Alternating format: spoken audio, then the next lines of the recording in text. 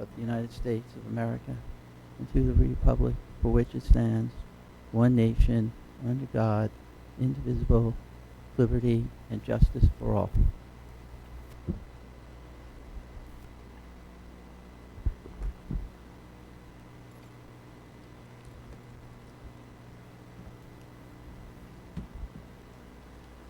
So this evening we have a fairly light agenda, which gives us good amount of time to go through the great work done by the School Start and End Time Task Force. But before we do that, we have a few things to go through. First of all, the approval of minutes. Can I have a motion?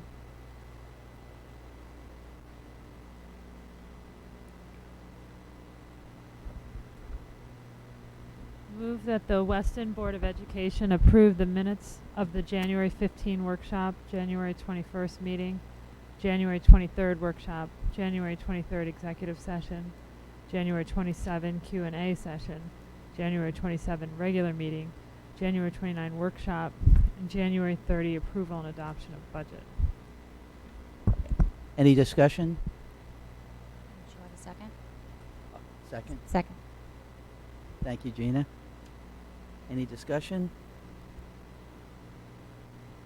All in favor? Guess motion passes.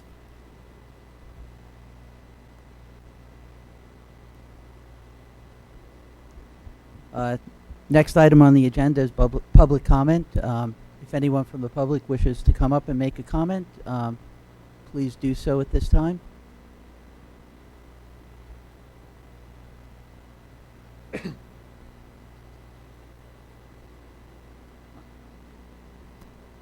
Okay, just state your name and your street.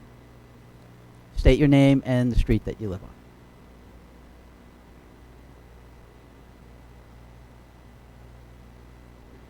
on. Jack Morvillo, 38 Calico Road.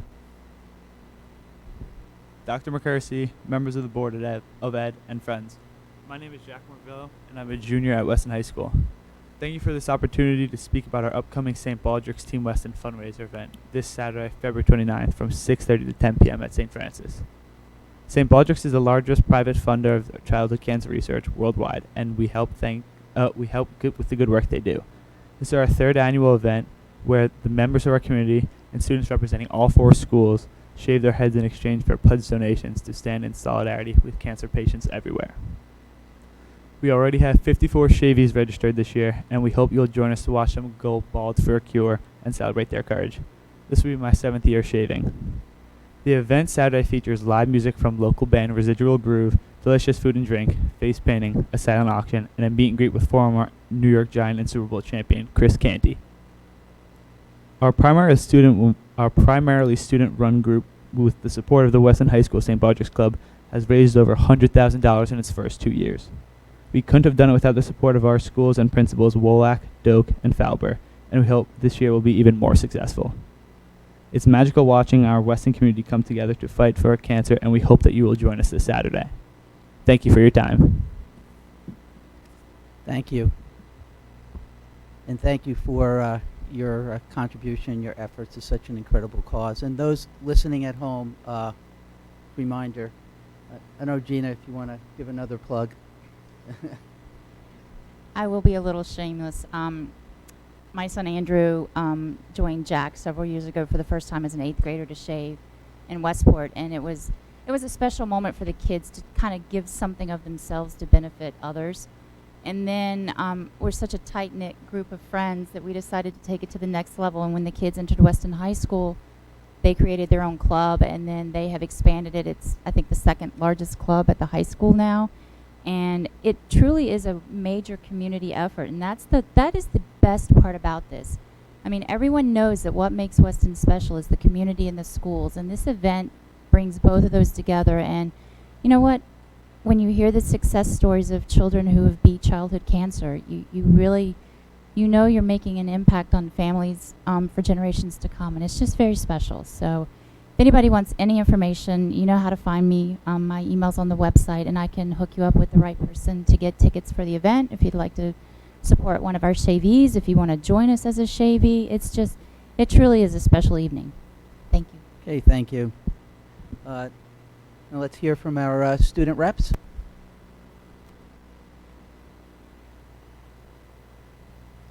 Hello. So to start off, our Trial A team is going to our next round on Friday. We'll have quarterfinals in the morning and semifinals in the afternoon if we move on. So we're really excited for that. Today also marked the return of Builders Beyond Borders coming back to the United States after their events in Costa Rica. And they went to Costa Rica and helped build houses for those that were are in need of houses, and they will be sending another group in April to finish the work that they started. It's a club with over 60 people. I don't think it's as big as St. Baldrick's or Safe Rides, which I believe is the biggest club in Weston High School, but doing a good deed, and people love doing it. Additionally, Weston Against Cancer just finished their Play-Doh for Patients drive. So we collected Play-Doh tubs for the children at Memorial Sloan Kettering Cancer Center, the hospital in New York, I believe it is. And we collected Play-Doh for them because they're in a Play-Doh shortage right now, as Play-Doh has to be single use for all of the children, even if it is the same child using the same Play-Doh. So we collected a bunch of Play-Doh tubs for them, and we also made Valentine's Day cards for them. And we think we made over 100 cards and Play-Doh each for the children, which is really awesome. And we're going to be sending it up this weekend. So they'll hopefully send us a few pictures with the children and the cards and the Play-Doh, which would be really sweet. Government also just finished their Soup or Bowl drive, which was facilitated by Mrs. Garone, who used to be one of the librarians at Weston High School. We met up with her and her new organization, Person to Person, and we, for 4 days at the high school, had bins up front and had each grade see who can bring in the most cans. So it was a competition that made it fun for the kids. And then on the Saturday following those 4 days, we brought all of the bins to Peter's Market, and we handed people slips of things that they could purchase inside of the market and then bring out to us. And we collected over 160 cans in total, which was pretty awesome for just 5 days of working on it. And the freshmen did win, but they tend to be very motivated in these things compared to the seniors and juniors, I assume.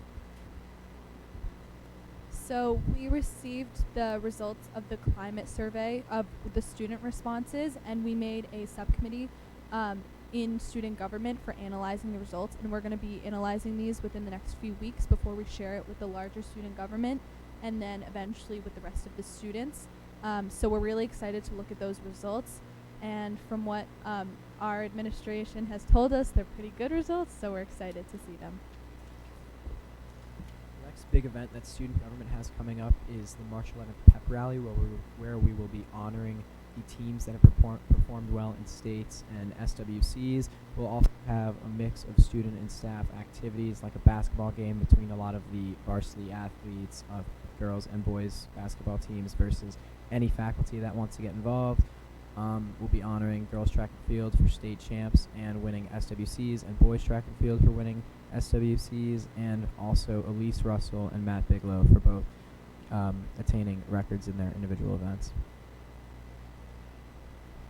The next thing that we have is for the climate survey. We have made a committee to analyze on March 25th, which is the SAT day, so it works out for a lot of the seniors and other members on student government's school improvements committee, because they'll all have nothing to do in school that day, and we'll meet with Ms. Wolak and other administrators that would like to join, along with some teachers, and we'll talk about how we can improve upon school environment and what people have said in the survey.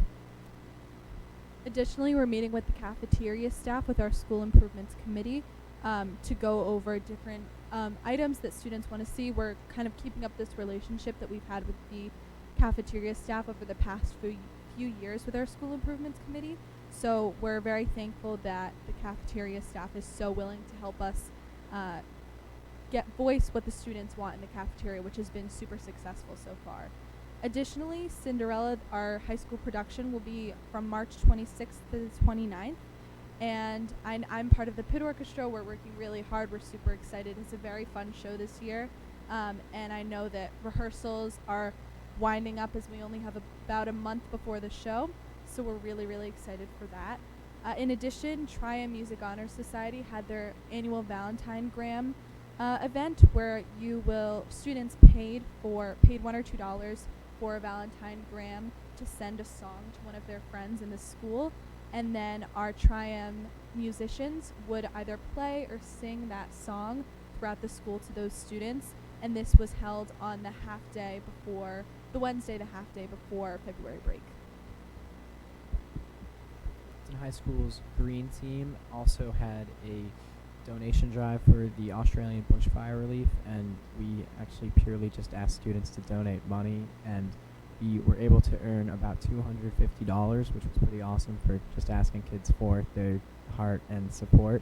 And lastly, we'd like to thank you guys again for allowing us the opportunity to talk and all of the hard work you guys have put into this and budgeting, and we seem to understand that takes up a lot of time. Don't really have much of a clue, though. Thank you. Thank you. One thing that would be great is once you've had a chance to analyze the climate survey, would love to hear what some of your recommendations would be for things that you think might need improvements or changes or things like that. I think the board would love to hear that. And also some of the recommendations that you might have for the cafeteria staff as well. That would be good. Whenever you're ready, we'd love to hear that. Thank you. You're also going to stay for the start and end time presentation, and then you can leave whenever you've had enough. Okay. So new business now. We have a few. I think we have one resignation to discuss this evening. There are two formally listed here, Megan Hennigan, and I think Laura wants to say a few words regarding Mrs. Hennigan. She changed her name on us while she was here, and then we also will. So why don't you start with that? So just briefly, we are very happy for Megan, who's decided to stay home with her family, but she will be greatly missed at Hurl. But she contributed much to our school beyond the classroom. So in addition to being a fantastic classroom teacher, she really did contribute school-wide to many of our programs and initiatives that we have in place right now. So she will be dearly missed at our school.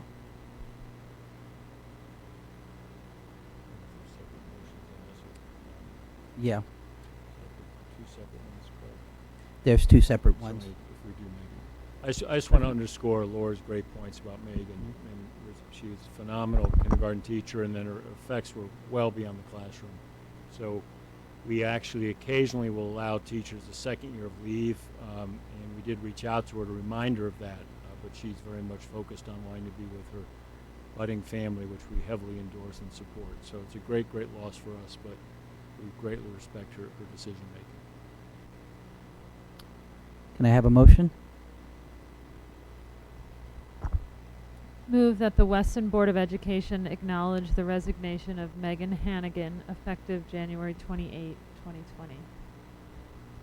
Second. Thank you, Gina. All in favor? All opposed?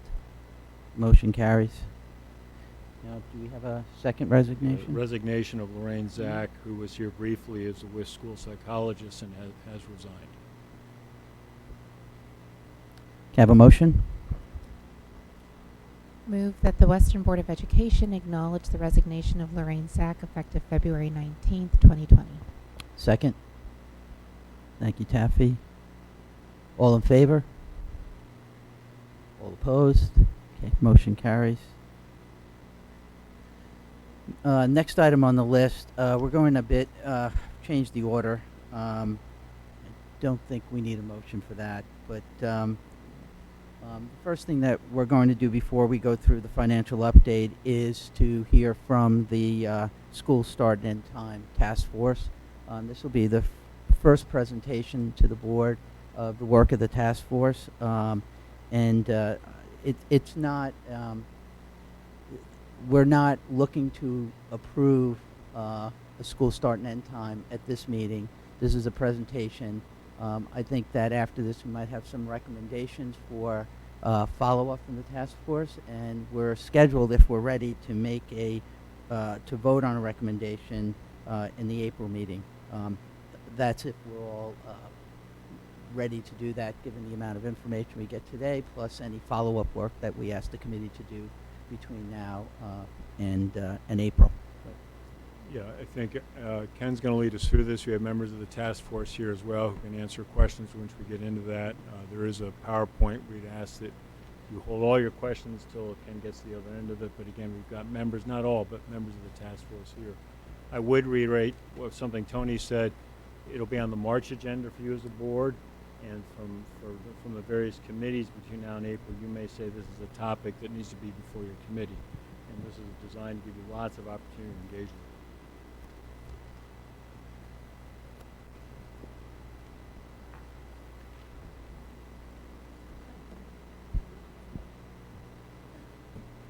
All right, well, good evening, everyone. Thanks for all your time this weekend reading the report. We gave you a lot of information in the course of this past week.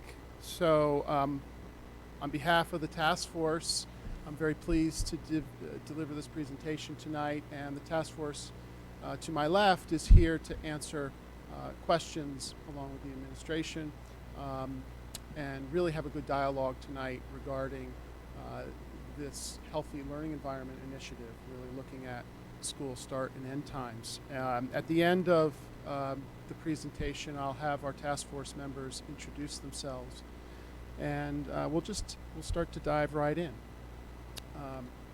So you do have the report, and for members of the public, this can be found online, and certainly a good resource. Tonight's presentation is really intended to highlight the recommendations briefly, and then just have kind of a high-level view of some of the key issues, we call those decision points, that the board may want to tune into in terms of looking at school start and end times, because we spent a lot of time on 9 areas in particular in our discussions, and the task force met several times since October, and so tonight is really the culmination of that and a key step in the process. So to begin with, really just kind of cut to the chase here. There are 3 leading options at this point when we look at the survey and focus group results. And option 1 is the current schedule, which is still on the table.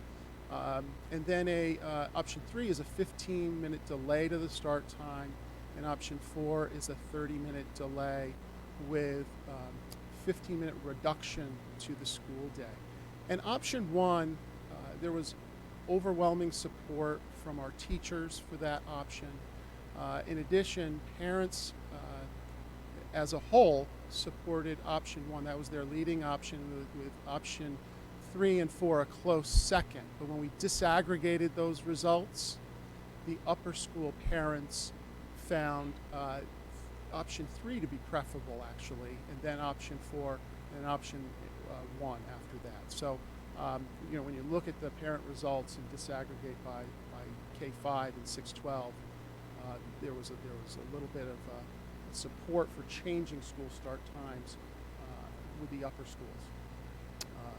So that's documented in the report. And then option 4, this was the area that I think the student voice came through, that this was the option that they preferred, followed by option 3 and then option 1. So survey results were saying to us students were looking for change. With that, though, with the 3 leading options, we found that there were 2 options that were least desirable for all 3 stakeholder groups, and that was consistent. So these were the 4th and 5th ranked options, and if you look at the end time of option 2 and option 5, 3:20 for the middle school and high school with option 2, and 3:15 for middle school and high school with option 5, as well as the lower schools 4:05. That impact on athletics in the afternoon, town programs, as well as youth sports was a primary reason why those two options really fell off and why we're not recommending those at this time. And there are additional cons that you have a pro and con grid for each of the options within the report, which I encourage everyone to look at. You'll see that there are other things as well that came up. But in addition to these falling off, and we had some additional recommendations. One is that we continue with other health and learning environment initiatives that we have. That school start time, whether the board moves forward or not with a change in start times, that we continue with emotional intelligence work we've done, dialectical behavior, come forward with the revised homework policy for the fall. Obviously substance is a key issue in terms of wellness, so our coalition for a healthy and safe community, to continue that work, education about vaping and so forth. That those initiatives, regardless of what happens with school start and end times, will continue and are critically important. And then finally, obviously, as Dr. Pesco said at the outset, we're going to be coming back to the board with additional information, and we recommend conducting a second more focused survey, honing in on options 1, 3, and 4, and provide that additional analysis at that April board meeting. So that's sort of the, in a nutshell, the recommendations. Here are sort of the 9 key areas to really think about. And so, I won't read those off, but we'll go into each of these one by one briefly. So obviously transportation and financial impact of that is critically important when you're thinking about making a shift. And our goal was to really look, can we do this? Can we make a shift and be cost neutral or almost cost neutral at the same time? And fortunately, with our 2-tier bus system, maintaining that system with a 45-minute differential between the 2 waves, any of these 5 options that we've just reviewed would not cost additional money due to the need for extra buses or of changing routes.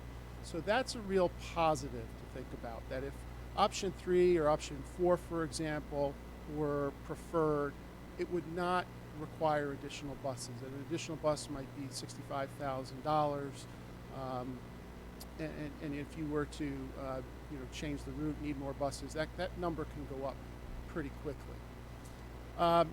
So minimal impact in terms of transportation costs. There are some other ancillary costs that we did look into, and it relates to athletics. So shifting school start times, and talking with Mark Berkowitz, students wouldn't be needing to leave earlier for games. So one of the things that to mitigate that would be, you wouldn't necessarily have teams always going together on the same bus, because one team may not be playing till later.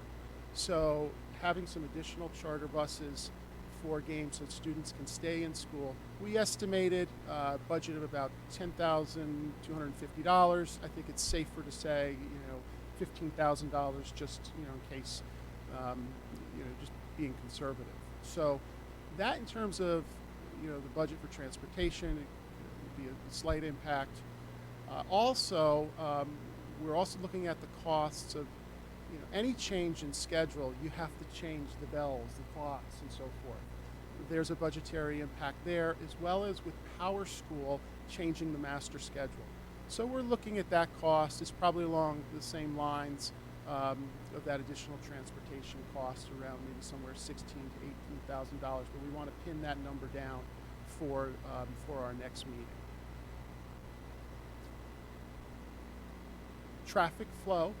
In one of our earlier meetings, Captain Berdacki came and spoke with us, reviewed, analyzed the options. And so long as we were just shifting the time of the options, for example, option 3 or 4, um, the traffic would be similar as to what we experience now, coming in and out of the campus and along Route 57.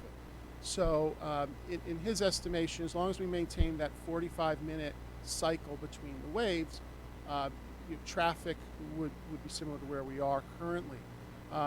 We did review what would happen if you shortened the routes to 30 minutes, and of course there would be additional buses needed. But in terms of traffic, it would not be feasible to try to get people in and out of this campus in that short of a time period. And Captain Burdacki just basically reiterated that, and just also just from the experience, our principals, all of us on campus, we can see how that's the case. So shortening to a 30-minute wave was not feasible.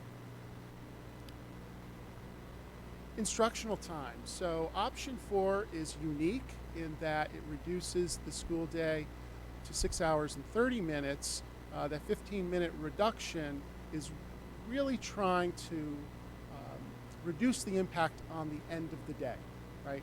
So there would be some loss of instructional time as a result, and we have some sample schedules for the middle school and high school, and that impact is spread across all subjects, all parts of the day, as opposed to impacting any particular program.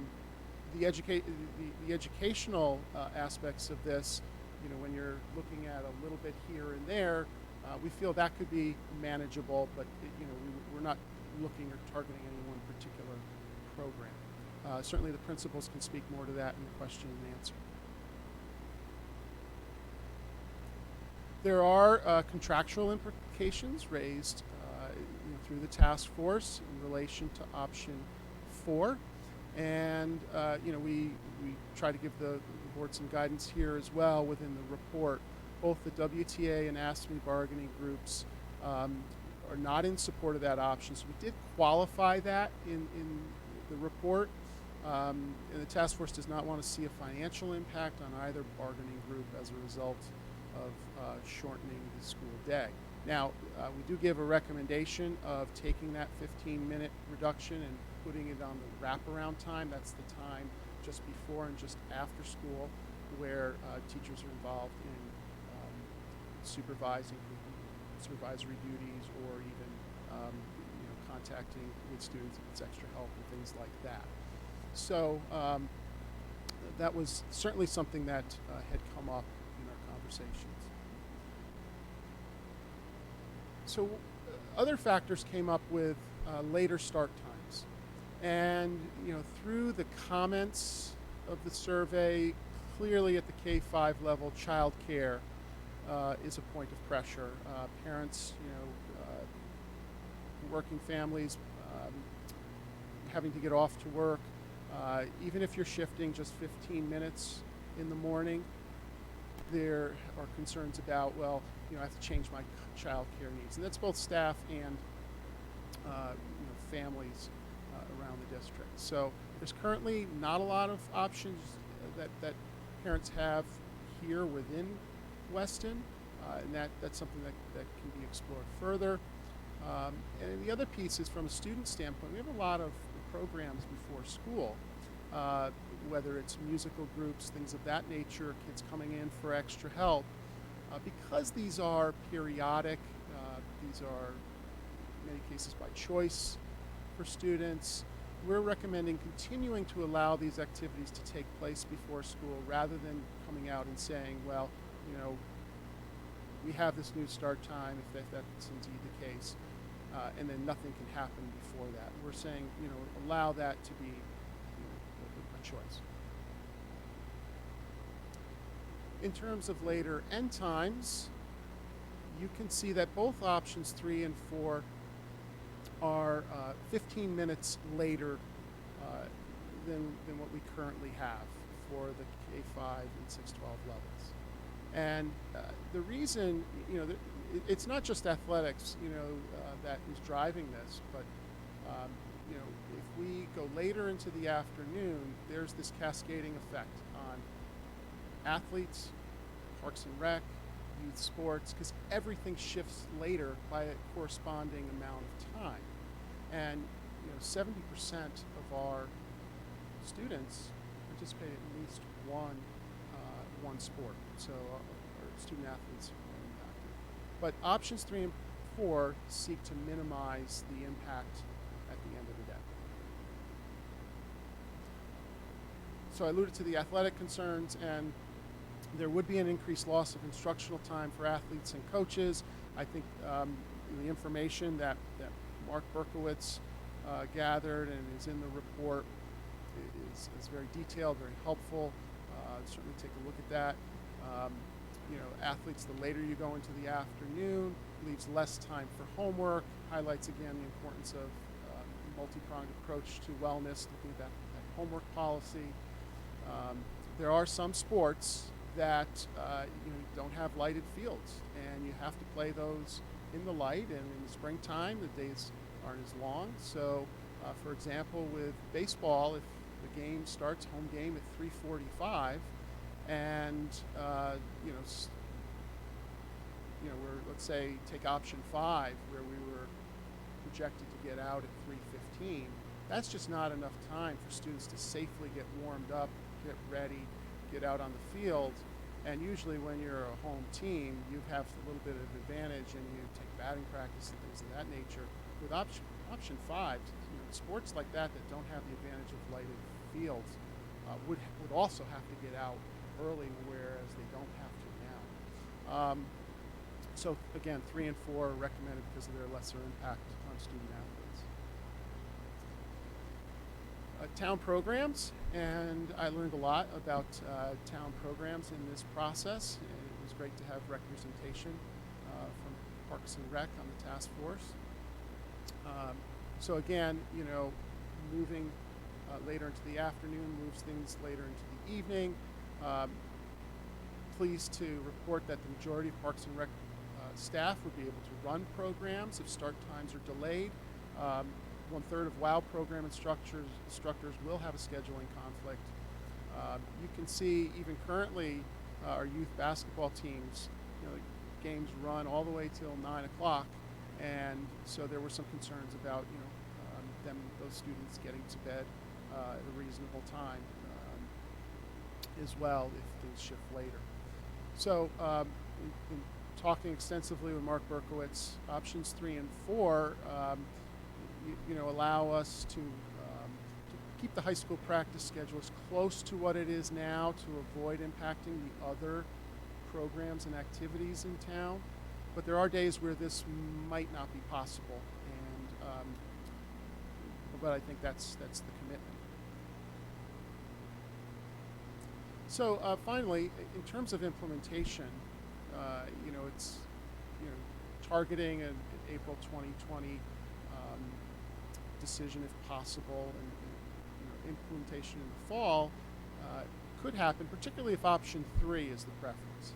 If option 4 is preferred, it will require additional planning time to address the instructional time shifts and the related contractual considerations.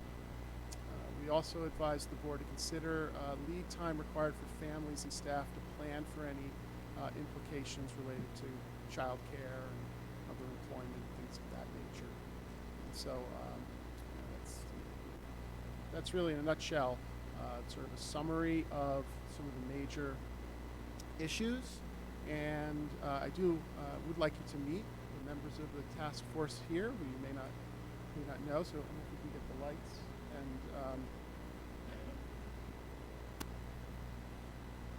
so Dr. McCursey, obviously myself, Phil Cross, certainly is helpful with transportation.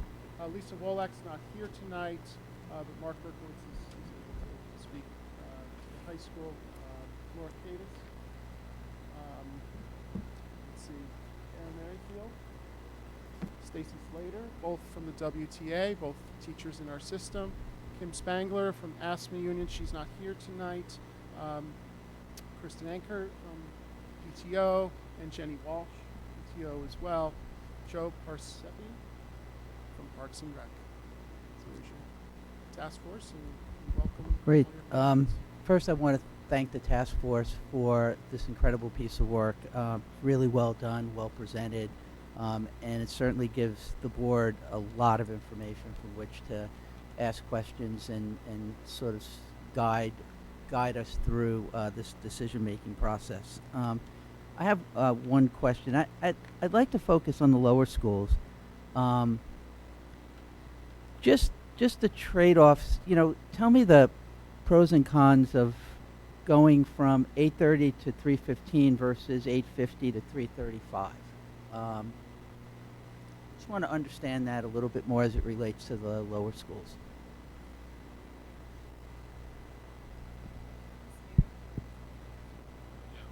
Laura's got to speak. All right. So Laura, You just need the mic.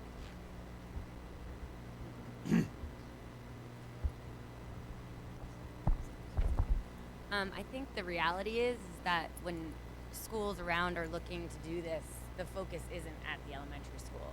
I think the focus is for the middle school and high school students.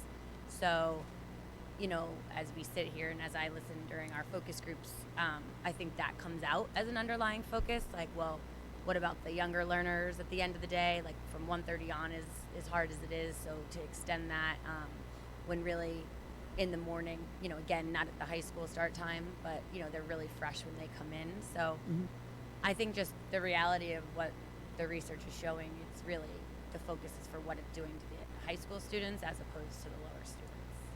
Yeah, it is, and I think the unintended consequence of focusing on the high school is that I think there's not a tendency to focus on the impact of the lower schools until it's all, said and done, and then people realize there's these unintended consequences of the lower schools, which no one really talked about because they were focusing on on the middle school and the high school. So that's really why I wanted to start with the lower schools. Is it going 20 minutes, starting 20 minutes later, and going 20 minutes longer? Is that something that what are the views on that? I mean, from the teaching perspective of many of the kids, as I taught K for a long time, I taught first. Most of the class goes to an after-school activity, and that's really in our era now, like where they get all that socialization, where they get that kind of freedom to explore and play and art and all of those. Okay. And as a parent, I don't know if there's, when you push, it seems like it's not that much with 20 minutes, but it really does start to creep into, your night routine, your dinners, your, other children's activities. So it's a concern, I think, for some of the task, force members we've discussed, especially with Park and Rec, in terms of those programs being run, and if the children will still have the opportunity to kind of have that time to explore those. Sure. Okay, thank you. We had an extra mic that you can move closer to the task force, so you don't have to keep going to the table. There's an extra mic here. Mike Rizzo's out. He's volunteering his mic to you if you want it. I just thank you again to everybody that I can't see for all your hard work on the task force. The momentum that you allude to in the introductory pages around Norwalk, Westport, New Canaan, Greenwich, Wilton, all moving in this direction. How does that play into some of the challenges that we're finding around sports, et cetera? Meaning when you see other districts who are also moving later, then everybody's practice time goes later and everyone's games start later. That's a good thing. I mean, that means we're riding the wave and the transition is hard, but I wondered whether you can comment on that all around, not just athletics, by the way, but in general, the momentum that we're seeing and that we're a part of that momentum is, in my mind, a good thing, but I'd love to hear you comment. So I'll just start briefly. Really, we're looking at two groups. We're looking at the Durg A groups as one bundle, and we're seeing more movement in that group as opposed to the SWC counterparts that we play against. And so while we do play some Durg A competitions, we're seeing the movement there as opposed to within our conference. Right, Mark? Yeah, and I just want to reiterate that it's not just about the athletics, but just in general as well, the momentum that we're seeing. Thank you. Mark, do you want to add to that at all? Or? Well, yeah, I think what Ken said is accurate from an athletic point of view.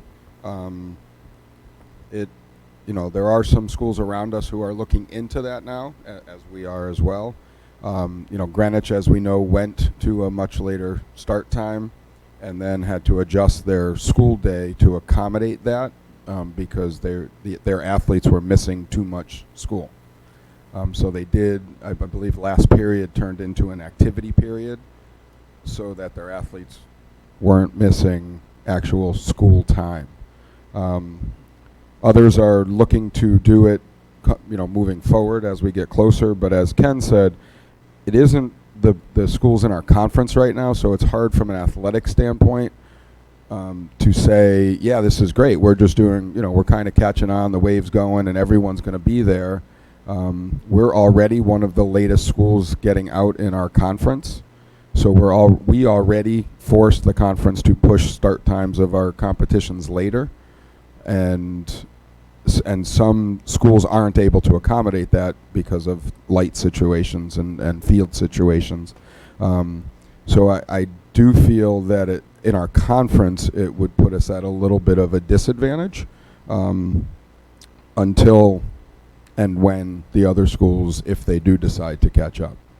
But if you look at the table on page 18, that information is current from this year, and you see that the end time for every school except for Newtown High School is before ours, if not well before ours.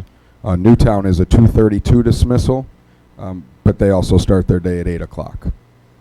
I was also pretty surprised to see that the shortest travel time we have is 45 minutes. Well, that's obviously an estimate. That's not exact. Yeah, but still, that's a long time. And it's by bus. Yeah. And the buses cannot go on the Merit.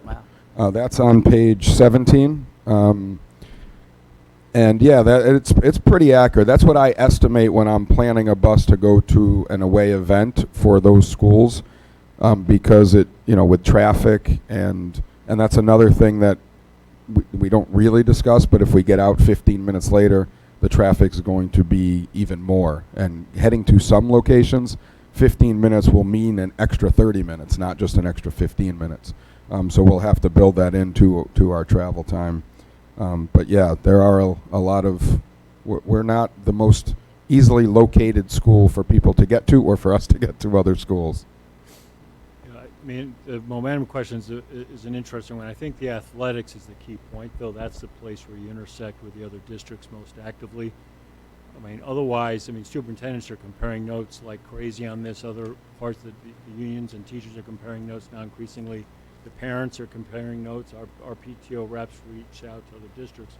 The rest of it, though, tends to be a local decision. How can you handle all of these decision points that the task force has laid out? Athletics is where it does connect. Interesting enough, last week, West Hartford Board of Ed, their decision was to appeal to the state to do a statewide change. West Hartford wasn't willing to take this on themselves, but said, and that's one of the 10th biggest districts in the state. It's a significant district. That was their appeal. So most are still looking for help. Jill Gaudet, who came into Greenwich, recruited into Greenwich because of her work on school start end time change elsewhere, within about 3 weeks said, Connecticut, you got to do this statewide. That's the only way you're going to get someplace. And she inherited the decision already made in Greenwich. So athletics is really the place you get the intersection. The momentum then is simply other districts are doing it now. Let's get busy about figuring out local solutions, because it really is a local solution otherwise. Sorry. Thank you. First of all, I just want to commend Dr. McCursey and Dr. Craw for this thorough report and the team. As I was reading it and as I was thinking about more and more questions, a lot of the questions were just already answered in this report, so thank you. And I know that this report was made possible by the committee that did also all of the hard work. And I also want to commend the breadth of representation that you have on this committee is outstanding, because I don't think we left kind of one area unturned. So thank you for that as well. But my question is around the parent responses. And just remind me of the survey, because I feel like I took it ages ago. At the beginning of the survey, did the parent explain the household dynamics in terms of dual working parents, one working parent, single parent home? Did we ask those questions at the beginning of the survey? No. Okay. So that leads me to my next question then. So of the 527 parents that responded in this survey, we are not understanding the responses from a single parent household, from a dual working parent household. Okay, so there could be, the majority of responses could be coming from households where there is one parent at home all the time. Right? Anything's possible. Possibly. Okay. All right, so then that leads me to my next question then. So you combine, so right now as it stands, the number one option from all the parents is to stick with the current schedule. But you didn't touch on how the parents for lower schools answered versus upper schools. Can you Sure. talk a little bit about that? Happy to. So on page 12 of the report, and this was updated as late as 1 o'clock Oh, today. sorry. Yes, that's Right. the email. So, no, Sorry. That's fine. You're right on target. It's a good question.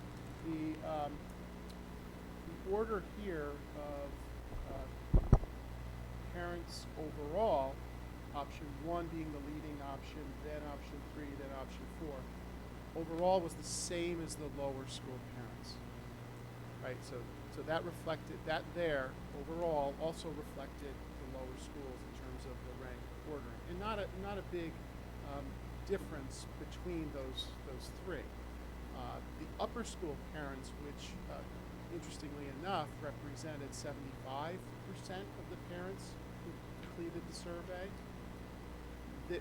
their leading option was option 3, then 4, then option 1. So you see, from the standpoint of this being an issue, maybe secondary school parents may be more in tune with in terms of sleep patterns and looking for some relief there. That was reflected in the survey. So the ranking was the same, but I'm just wondering more about the mean. So in terms of like what percent of lower school parents believed that the current option is what they want to stick with versus an option of the third one?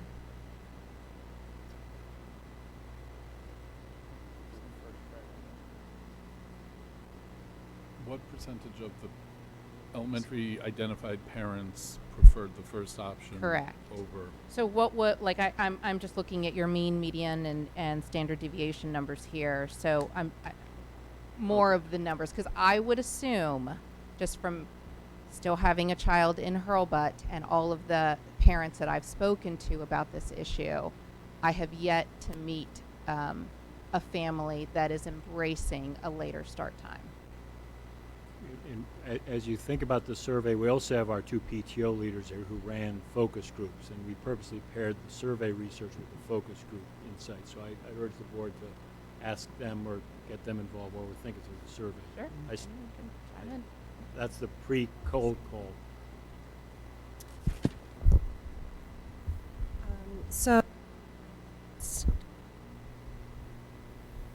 Okay, Kristen Anker. So I met with the lower school parents, and we also did focus groups with the upper school parents. And there was a difference in what they, their gut reaction. So a lot of the lower school parents were concerned with a later start time because getting out so late, the kids are tired, and kind of like what Aaron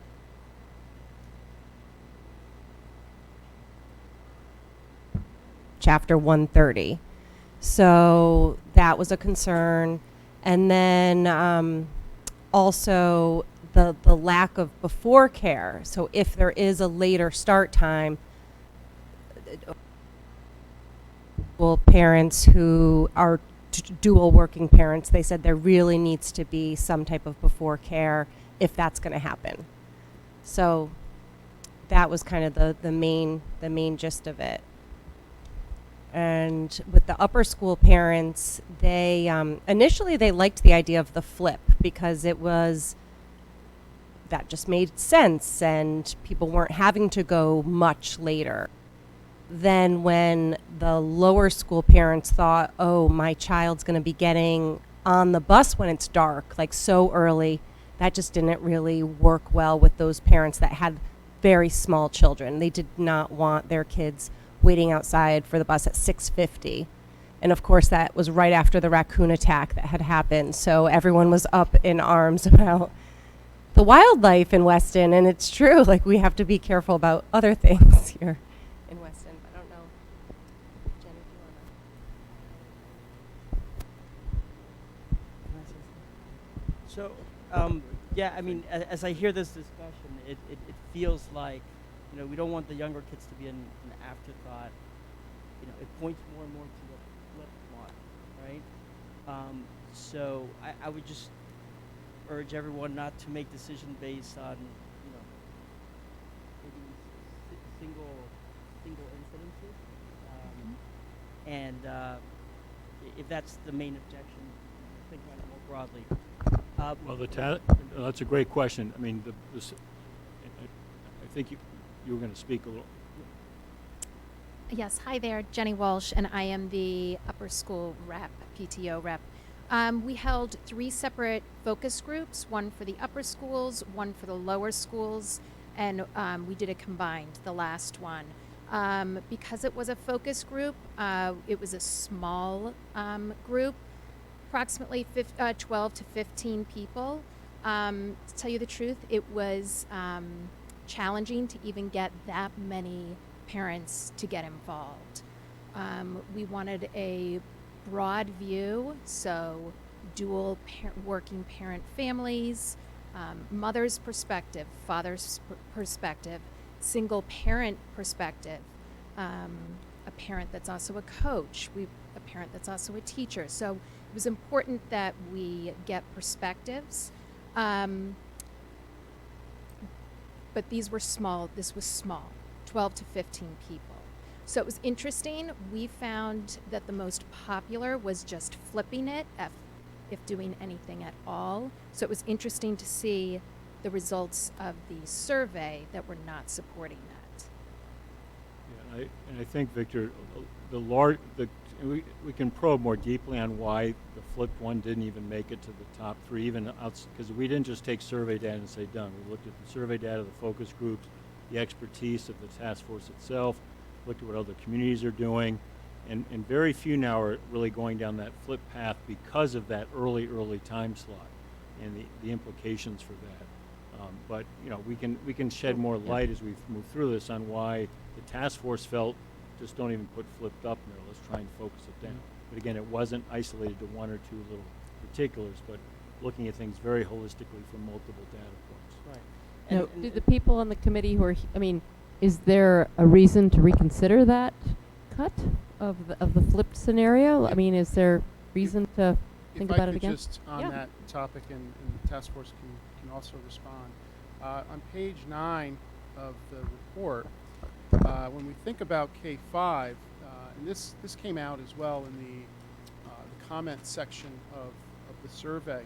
You know, there are childcare issues that become more pronounced in the afternoon when the younger kids get off the bus before the high school students, middle school students are home.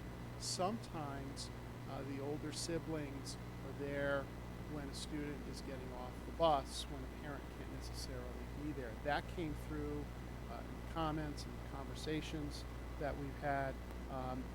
Also, you know, and having that flip and the 3:15, 3:20 end time for high school students, we're going to have a much more dramatic impact at the end of the day on town programs and youth sports. So there's a quick turnaround time if kids are having involved in youth sports at the younger levels, having to get up that early. And it's hard to get the younger kids, even though they may be up, get them moving and get them ready for that earlier start time. So that's just kind of some of the other. You know, Ken. Oh, I'm sorry.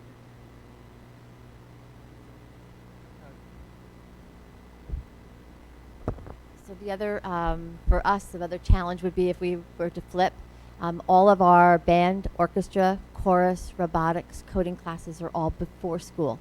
And flipping we'd have a real difficult time with all of the sports programs and be able for students to do both. We would lose that, I think, a lot of our students to those performing organizations. Can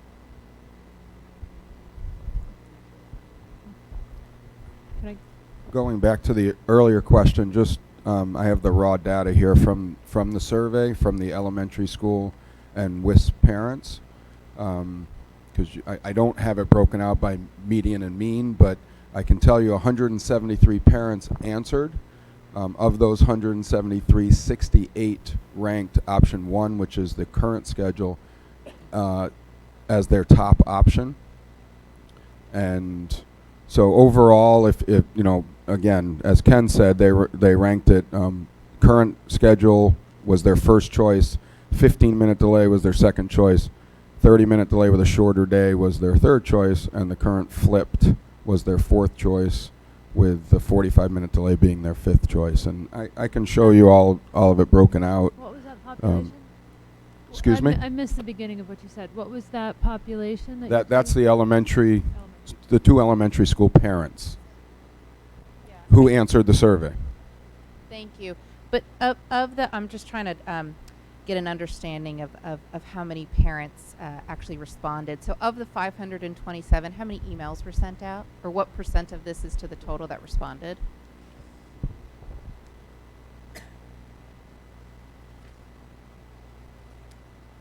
I'm just trying to gather what % of opinion are we looking at here?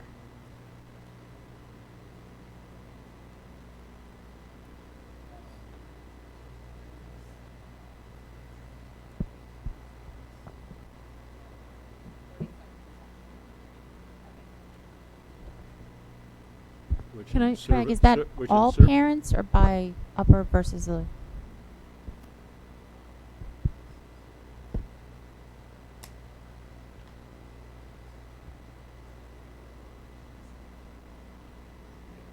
And in survey research, I mean, that's a good response rate, even in contained community. I mean, I think the idea again, we're bringing multiple pieces of data together. We had the focus groups were run exceptionally well. It is a small number, though.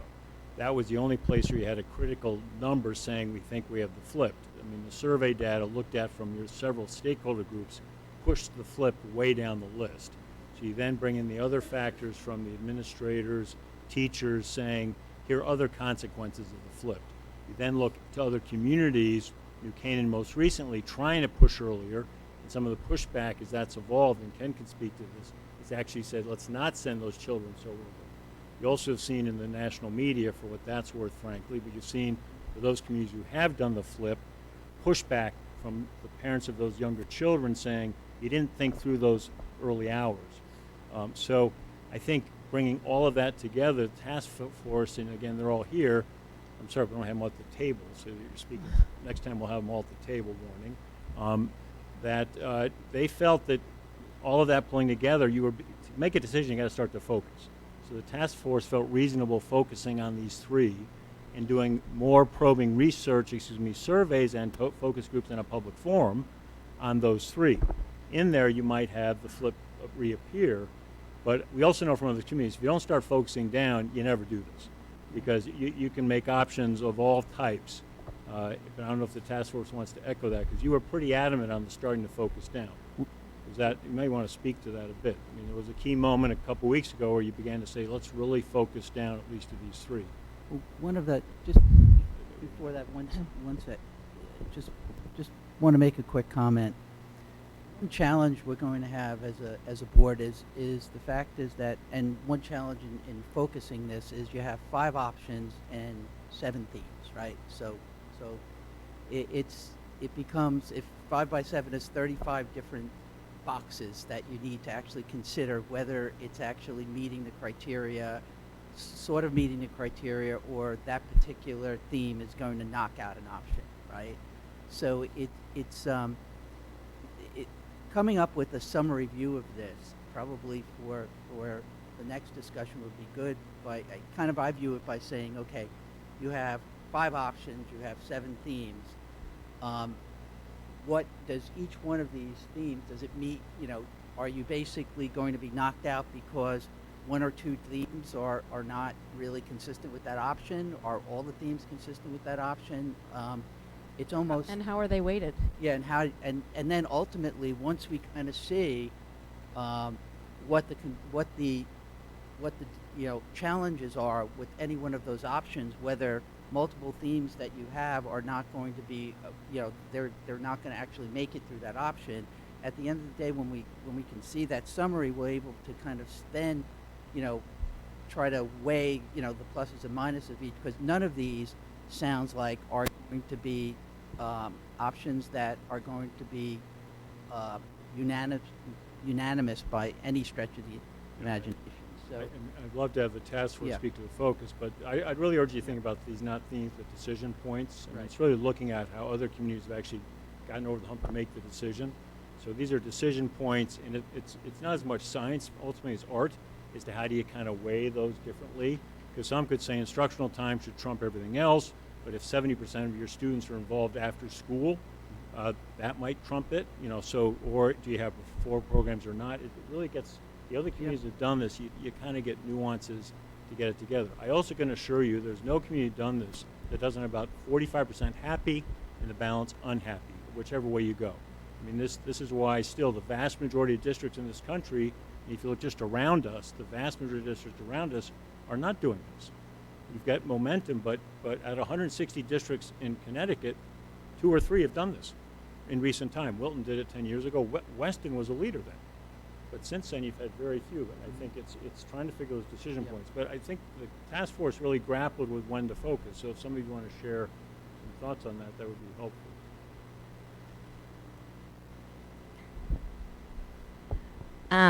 So before we had done the surveys that had gone out, we had really kept continuing to look at all 5 options, and we would sit around the table, and it was just clear at every single meeting, and I think we've, 6 or 7 up to date, that some just weren't a great fit for Weston. And when you compare, and we've looked at the research from Norwalk, and we've looked at a lot of the things that have come out of Wilton and even New Canaan in the early discussions, and we have to also realize that it's not apples to apples. So when we really looked at a one stretch of campus compared to all different aspects of being able to do multiple tiers of bus runs and do it cost neutral, and then when we were scaling down our focus and it was time to do the staff focus groups, we really, with all of the survey results and all of the kind of discussion work and tables and charts and data that we had, it really was glaringly obvious that these were the 3 that were kind of standing out with that would be the best fit for Weston. So before we kind of, staff, it's very survey, don't want to change. And so before we went as representatives from the task force to bring them and to really get hung up on the flip or hung up on option 5, we wanted to really get, to the heart of what would be, if anything, could be a reasonable option for you to kind of look at, to almost not waste people's time kind of going in circles like we have. And so in these focus groups, by narrowing it down to these 3, it kind of took some of these biggers, because when people would stop us in the hallway and kind of ask for feedback of what was going on, the hang up was really on option of the flip and of option 5. Parents as well who weren't at focus groups would kind of catch you in the library or, so when we narrowed it down based on the data and on the survey, we really felt like we were able to kind of dig a little bit deeper into these 3, and we actually don't feel like we've dug now far enough. So we kind of wanted to, instead of, having 5 options, really narrow it down to the top 3, and then kind of really, there's still delving to do, as we can all see. So I'll echo what everyone else has said. First of all, the report's fantastic. There's a lot of information in here, and it's very helpful. In going through it, what kind of jumped out at me and what I found the most interesting is that in the, I'm on pages 13 and 14, when you're looking at kind of the rank ordering, the group with the most clear and distinct voice as to a preference is the staff. And, they clearly have a preference for the current schedule. So I know we talked about focus groups for parents. I didn't doesn't look like there was any focus group with the staff. So I'm wondering, or there maybe were. there was? Okay, so I guess what I'm wondering is, when I've read the reports on the science and, you know, it's asking for a bigger change than, you know, the 15 minutes, which seems to be maybe potentially the leading contender here, and you have a stakeholder group that seems to be significantly opposed to the change. I wonder, you know, is a 15-minute change, which isn't quite going far enough where the science wants us to go, and is potentially disrupting or disturbing a major group of our district, is it worth the change? What did the focus groups with the teachers, why is it that the current schedule is so preferable to them? I'd love to understand that. I mean, you can speak to. I think it's just human nature. Nobody really likes change. I think right now everyone kind of that we spoke to has concerns over their children's after-school activities, their extra jobs, their tutoring schedules, their before school to help support kids that can kind of get there. Every 15-minute shift it impacts. So Clearly. I think from the teacher's perspective, looking at their minutes really going to do.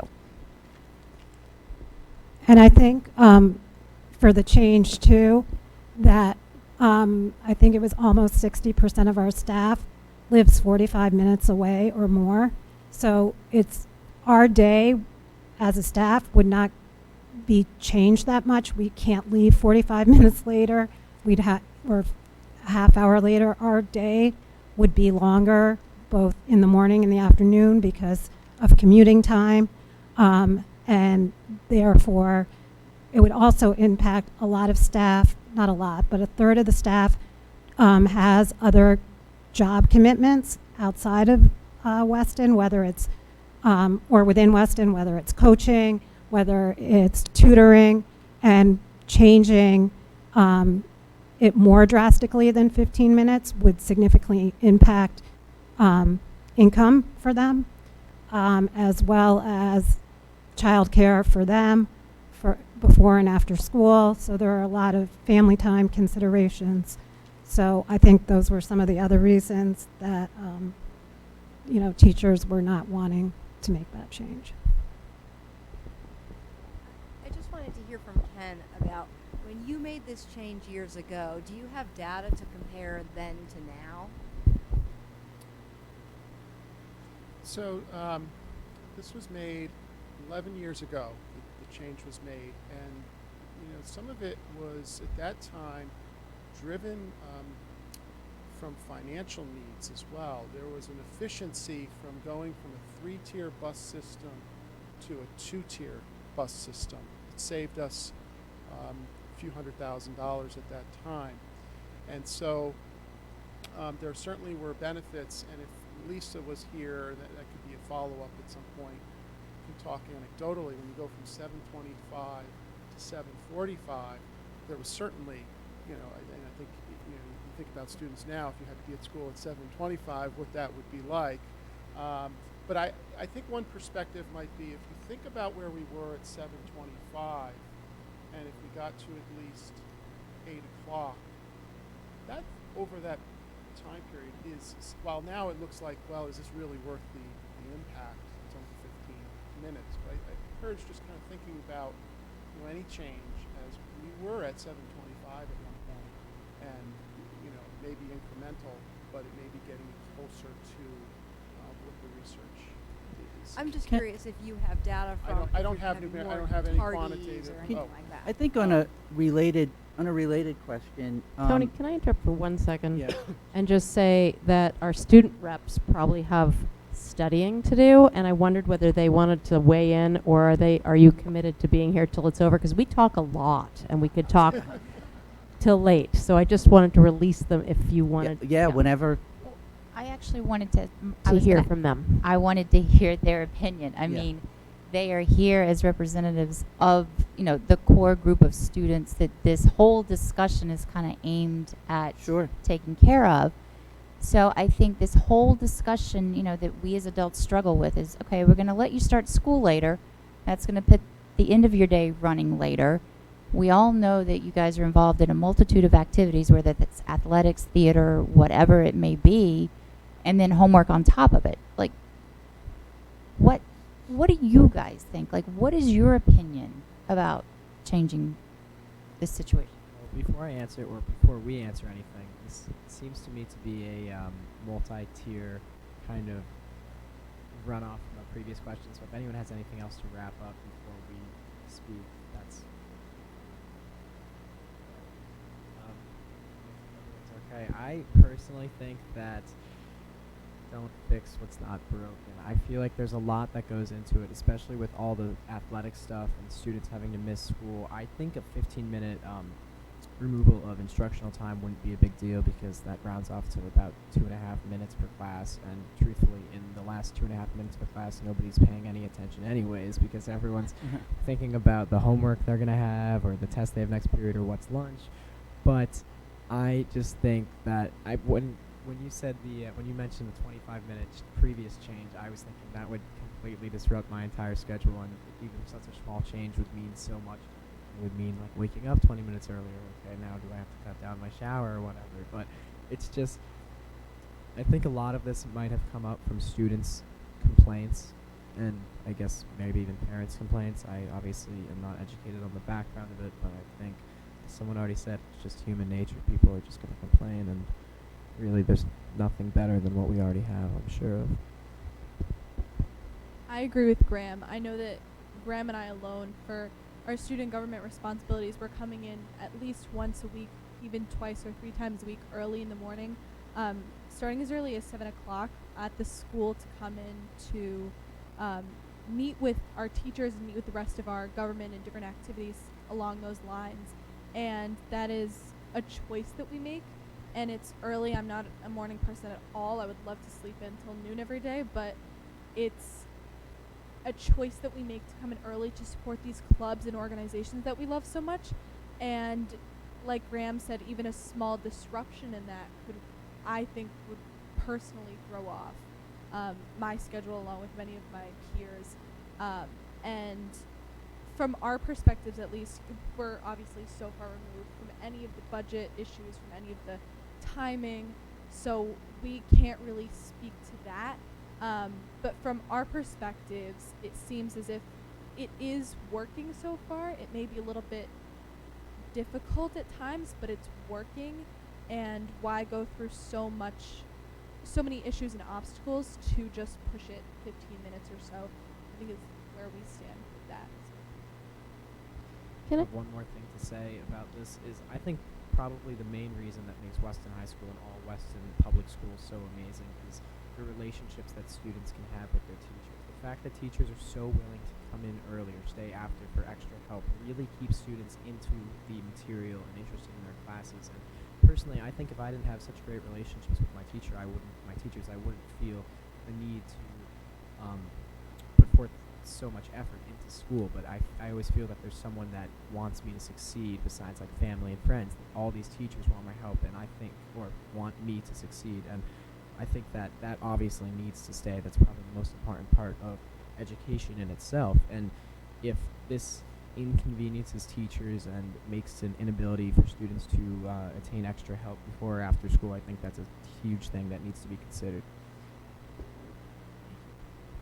Just quickly off of that point, I think what truly makes Weston special, at least our school systems, is the amazing teachers that we have. I have relationships with teachers that I didn't have personally in a class, but were maybe a club advisor or a musical advisor, but I can truly count on them not only for academic advising, but for different issues regarding jobs or for different internship applications, that I truly feel that there are many adults in this school system, many, that I can go to, regardless of what it may be. And the fact that they are able to come in early, 7 o'clock, 7:15, to help us with extra help sessions, which are truly very helpful.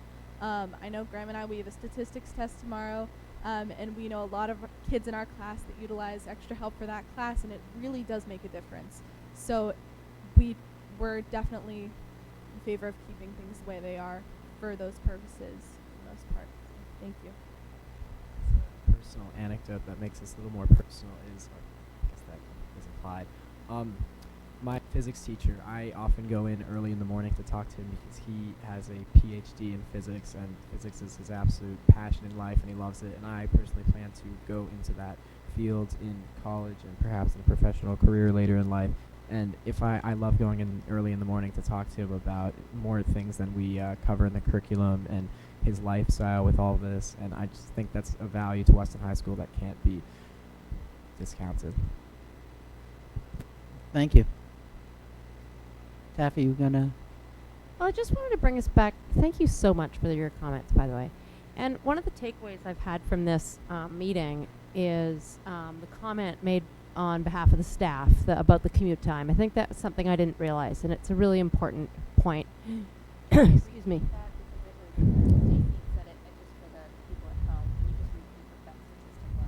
Oh, just that most teachers have a 45-minute commute and a 60%. Yeah, and that's really important. So we have to be adaptive around that for sure and not ignore it and say, well, figure it out. That's a very real takeaway for me.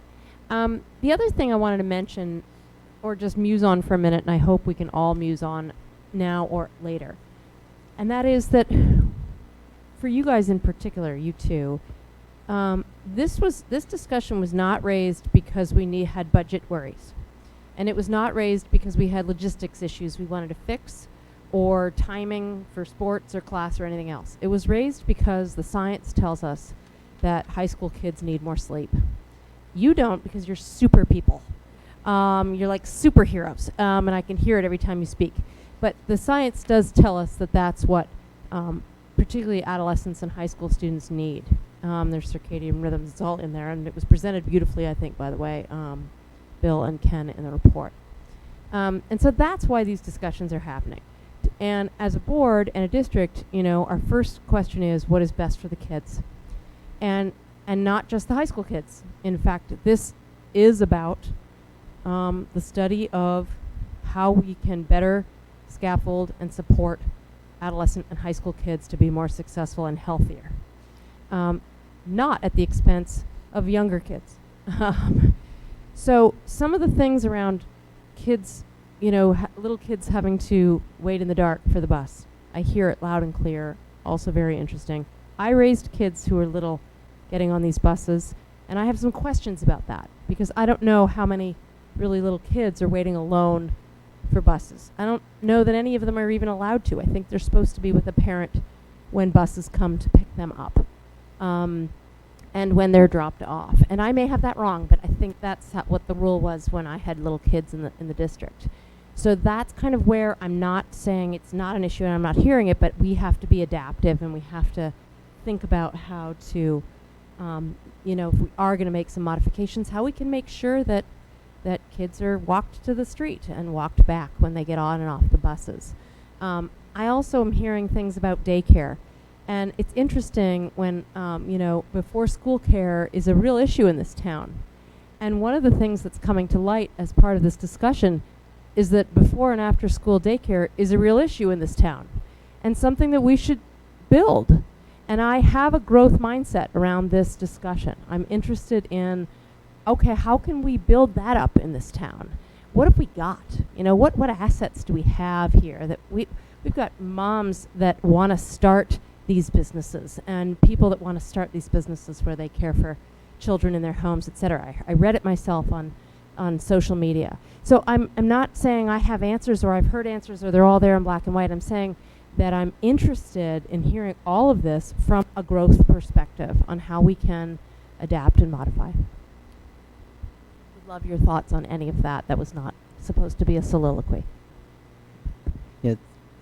One thing I learned tonight is that Weston High School students actually don't sleep. So, but no, all kidding aside, that's really what I want to talk about, which is, you hear there's so much co-curricular and extracurricular activity that high school students are involved in, but before and after school, right? It's not like by moving 15 or 30 minutes, generally people are, that's extra sleep time. I mean, and it maybe for some, but it doesn't sound like that's for most. And I just want to get just a sense from you, Dr. Croy, as to, this is a small part of what you said, which is a whole continuum of wellness and healthy learning environment. Given the schedule of the average Weston High School student, is that going to really impact whether it's 15 or 30 minutes on the overall health and wellness of the students, given just all of the things that students are involved in these days? So, when I think about this initiative, again, it's not in isolation. It has to be with everything else. Mm-hmm. So all the work we're doing in the other areas that like Rizzo's been involved in, the principals, the staff, try to support students, all of that is key. And it's not just sleep that contributes to wellness, but we do know, based on the research, that based on the circadian rhythms, that shifting later does have benefits. But again, it's structurally, how can you make that work? I do think there's enough evidence, in the research and even based on some of the survey findings that some shift. There is some support for that here. Mm-hmm. So it's weighing that against some of the other challenges and not wanting to have an impact on K-5. But certainly, I can speak from my own experience as a parent, but when I think of just how I've seen my own children shift in their sleep patterns as Mm-hmm. they're right now just about approaching going into high school, and that is parents who are really trying to get their kids to sleep,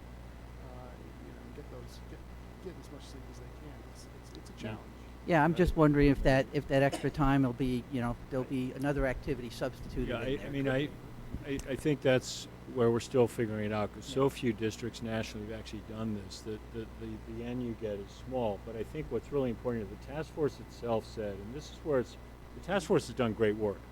I mean, they heard me say every 7, 8, 9 meetings, you were blowing me away with how prepared, ready you were. It was just amazing. And the report shows that's the work of the group. I mean, Ken and I were the scribes, and Ken was the lead scribe, and I did a little bit of editing, and I dumped the research piece in because I can't stay away from research. But going to research, the fact that they said this is one piece of it. This is the structural piece of school controls, but the rest of it you got to stay busy with, or else you're not going to get there. The homework piece is gigantic. If you don't get after the homework piece, frankly, this doesn't mean anything. Remember, I was a superintendent Grench when this happened, and I'm still a parent there. What time did I drop my 6th grader off this morning for violin? 7:15. And that's the poster child now for start times. So, you got to get after all this other stuff. Right. And that's, so the task force is there. I think the board will be there. The community has to be there to rally with the resources, but that's critical. Anecdotally, I'd love to hear from our people putting their statistics score at risk by staying here. But because we're into anecdotes on this. We're into anecdotes, frankly. We don't have enough districts that have done this to say that, you won't stay up 30 minutes later. But what's your guess? You all should be in this seat because you speak so well and so smartly and so effectively. I'm ready to get up and let you sit here. Thank you. Personally, I think a lot of students would. I think there's 2 ways it could go. I think some students will try to load up their schedules more. Personally, if I get an extra 15 minutes, I'm going to maybe study for an extra 15 minutes, maybe read for an extra 15 minutes. A lot of other people I know, I think, would certainly stay up 15 minutes later as well. Maybe not doing things as productive, but kids will stay up and they'll think, oh, this is great, and their sleep won't be, it won't be any better.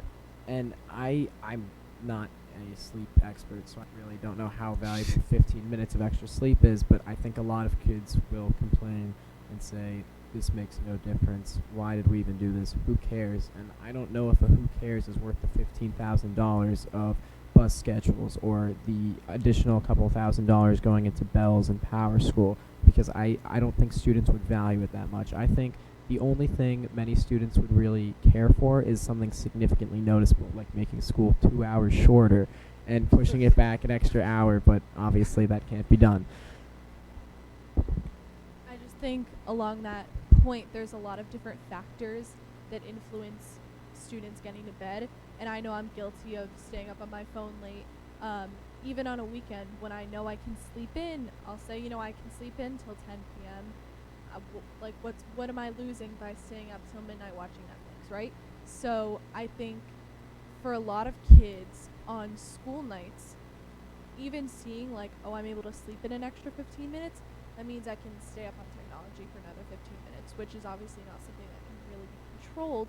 But I think it's just one of the many factors that goes into why a student doesn't get as much sleep as they should. And of course that's part because we, especially in Weston, I'm very guilty of this myself, of overloading my schedule and fitting in a lot of different activities and schoolwork and rigorous classes that I can't necessarily fit in a reasonable time. But also a part of it is, procrastination, technology, social media, things like that, that are just competing factors, if that makes sense, to why a student isn't getting as much sleep as they should. I'm certainly guilty of it. Can I just add, too, in one of our parent focus groups, there was a parent they had just moved from Westport to Weston.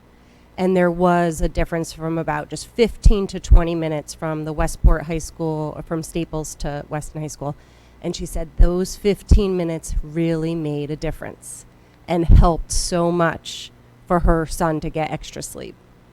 So even the 15, 20 minutes, she saw a huge difference. Just adding. It would be good to maybe hear from the principals, to get their views on this. And, yep. Okay, yeah. So Mark will sit in for Lisa. So I'll speak first. I'm on the task force, and the research is clear that the changes to later start times positively impact sleep cycles for adolescents. I don't think you're going to find a magic formula to find the perfect schedule or the perfect solution. There are just so many factors to it that it really becomes, do you value the sleep, and then what are you willing to take as changes to go with that. And I think Erin spoke so eloquently about the process of change. I think change is very hard, even when they're positive changes. It's just human nature that even when you're making a positive change in your life, changing habits, changing schedules is very challenging for everybody. So I really don't think you're going to find a magic formula of weighing one factor against the other. We make it work, whatever the schedule is. If we start later, we make adjustments to our instructional day. We make changes to when we start and end. It's, I think we just have to be willing to live through the changes if that's what the decision will be.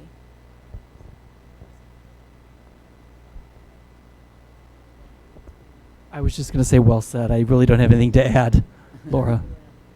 So, my only big concern would be flipping.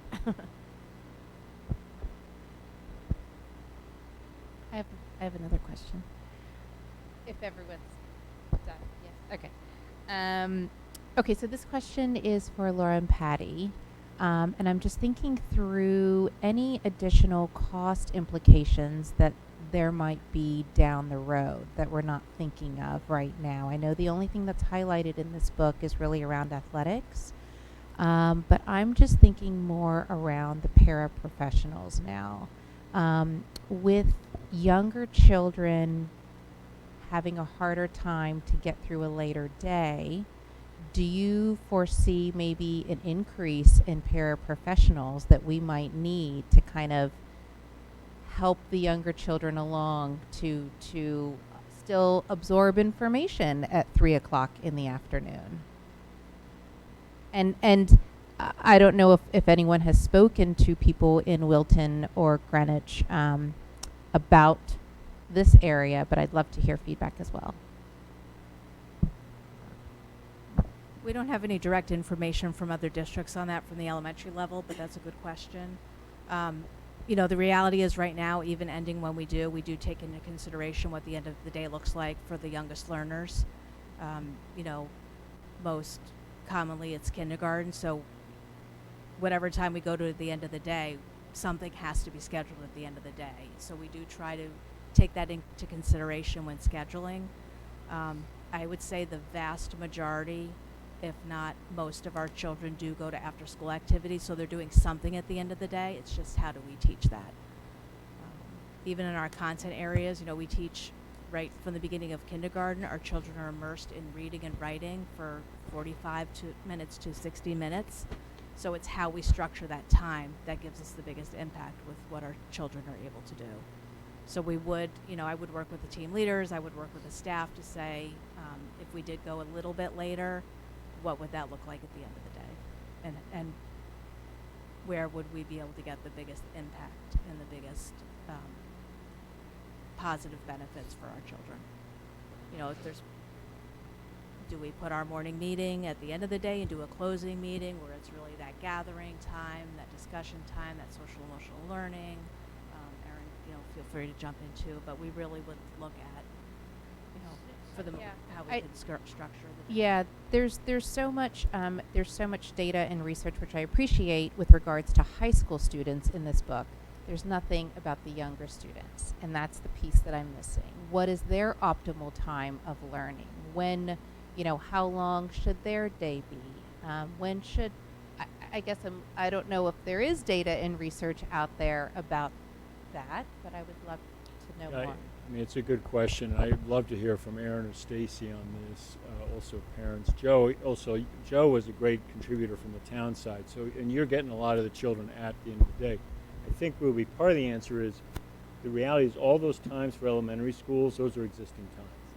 You can go across the country and find elementary schools, a lot of them that start in all of the top 3 options, and even some as late as 9:05, which will seem incredibly late for us, but all the districts around us have elementary starting at that time. So the fact that, I hate to say the critical mass informs, but the critical mass would say that's largely been working in elementary education, that mix. It is, I mean, we could find out from some of the other districts the parent increase towards the end of the day. I might actually think, ironically, that might be more of a high school issue. Because, again, it's anecdotal, but again, I live in Greenwich. I was the superintendent who called the question, helped guide the question to the board who decided to make the change.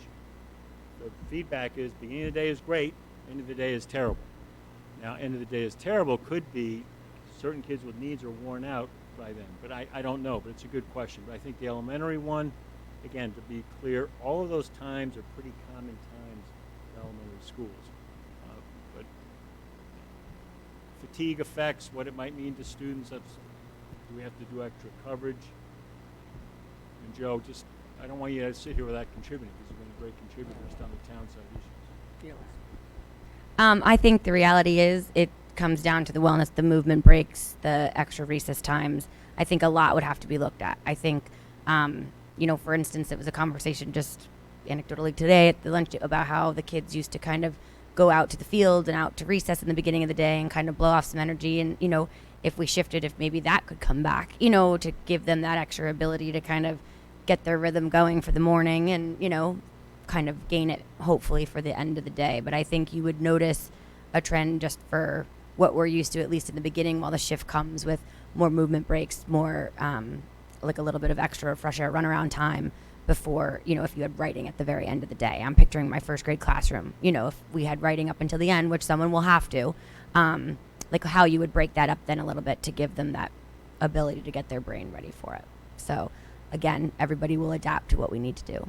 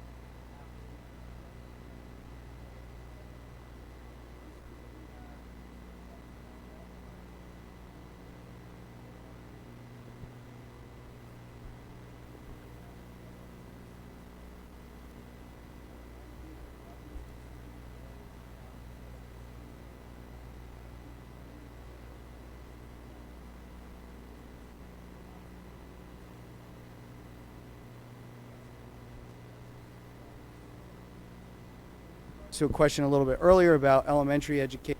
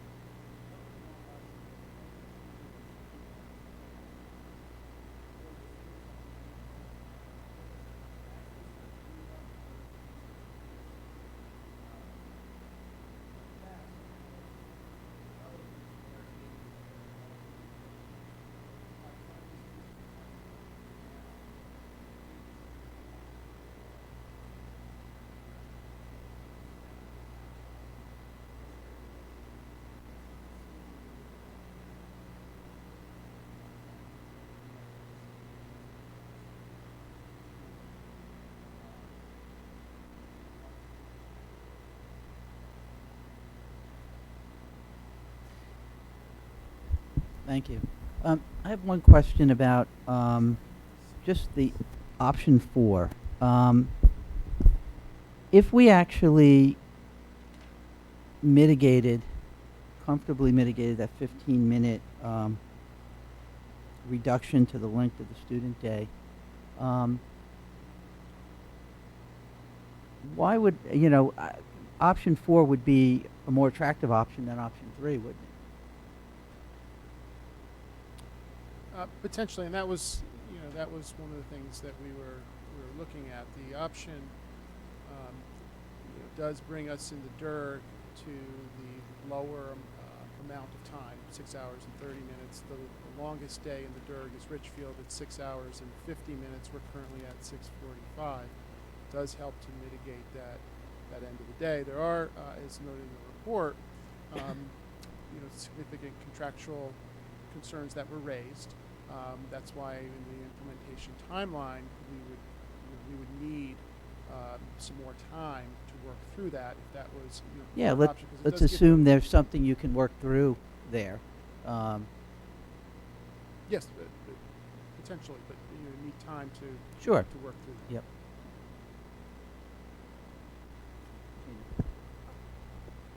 Joe, hi.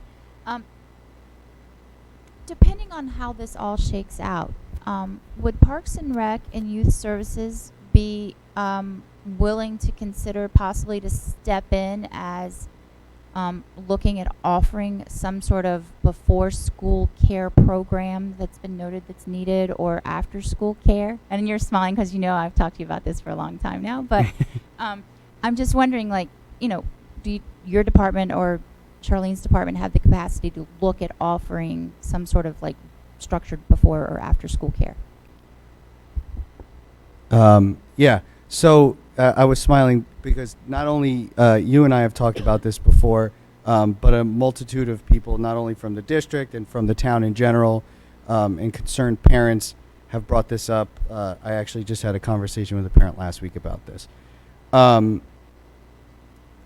Chris and I have talked about this with Jonathan, and we've started to look into a feasibility study of what the demand is for this in town, whether it's before school, after school, or both. I've started to do just some personal research with Parks and Recreation departments in other towns that I know do this. Try to compare them to Weston, not only in terms of size, but in terms of what they physically have to offer as a location to run those programs. And then in terms of staff, there's a lot of things that we'd have to think about with that as far as supervision. As many of you know, when Parks and Recreation and Weston Youth Services run programs, we very typically love to have Weston Public School staff run those programs. So obviously we're happy to meet the needs of the town at large when it's possible for us with our programming structure. Location would be slightly a little bit more difficult, especially in the morning. My only concern would really be that if we're working with this wraparound time with teachers in the morning and we're also occupying one of their classrooms or a common classroom, I don't really want to get in the way with a teacher's morning routine. So part of that, it definitely is possible just from a feasibility study of where we're going to do it. We've started to compile a survey as well. I know everybody's going to start to get surveyed out soon, but this is an important one just to address very basically the need of families in town, maybe if they have 2 working households, what basically they'd be expecting to pay for something like that, and try to get a commitment level before we really start to fully dive into this. Because again, as anything else, if just like our morning run programs, doing it for 2 people is really difficult. If it's going to be 2 versus 40, that's a much bigger difference. But yes, absolutely.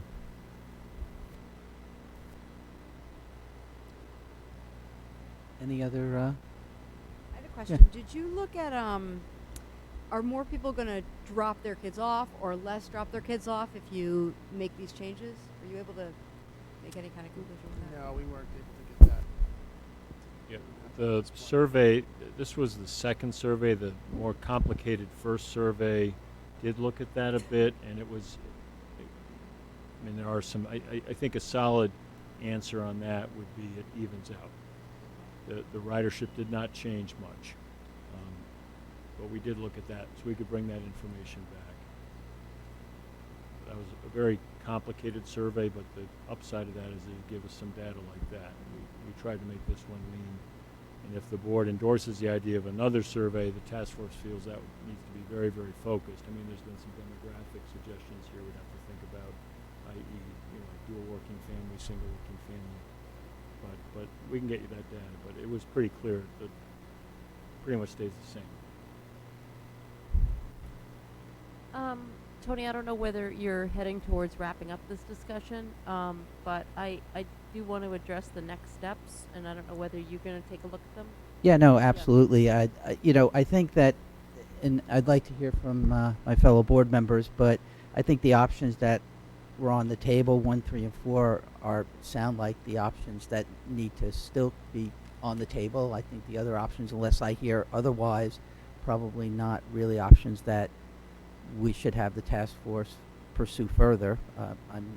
And then the question is, really, under those 3 options, what were the thoughts of the task force in terms of further work that needed to be done to further flesh those out a little bit more? Maybe you can answer that, and then we can talk about what we expect as a board in the next meeting or the next couple of meetings.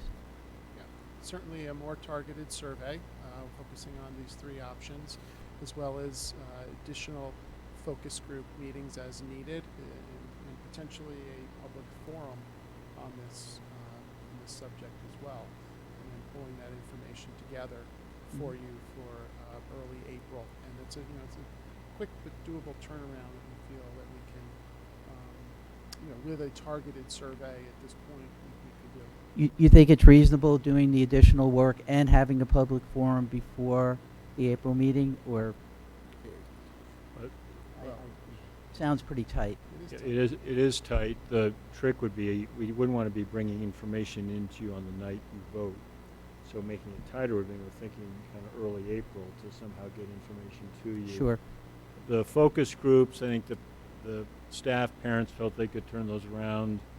They have a pretty good mechanism there. You aim for about 15 anyway. I think, we're planning to shoot this out in the next day or 2 to everybody in the community, just so they see the report. That might spark a little more interest in the focus groups. So the survey and the focus groups, I don't think a problem. Make a suggestion that as you send it out to everybody in the community, that you attach at the end the 3 opportunities people have for further input, because as they're fired up or pleased or thrilled or dismayed in that moment, they would be happy to have those 3 opportunities. Yeah, that's great advice. I think it may be a squeeze, but it's really a question of the board. If I think the task force talked this through, and time is tight, but if you're looking really to try and make some sort of decision in April, by early April, you would want some additional information. I think a public forum is important. I think Yeah, absolutely. you know, and C, there are some for option 4. There are some turnaround issues. Can you really do this correctly by the fall? And that's something to think about. Yeah, it's something we should talk about, and to really understand the contractual issues and how we actually work to protect the teachers on that. And one.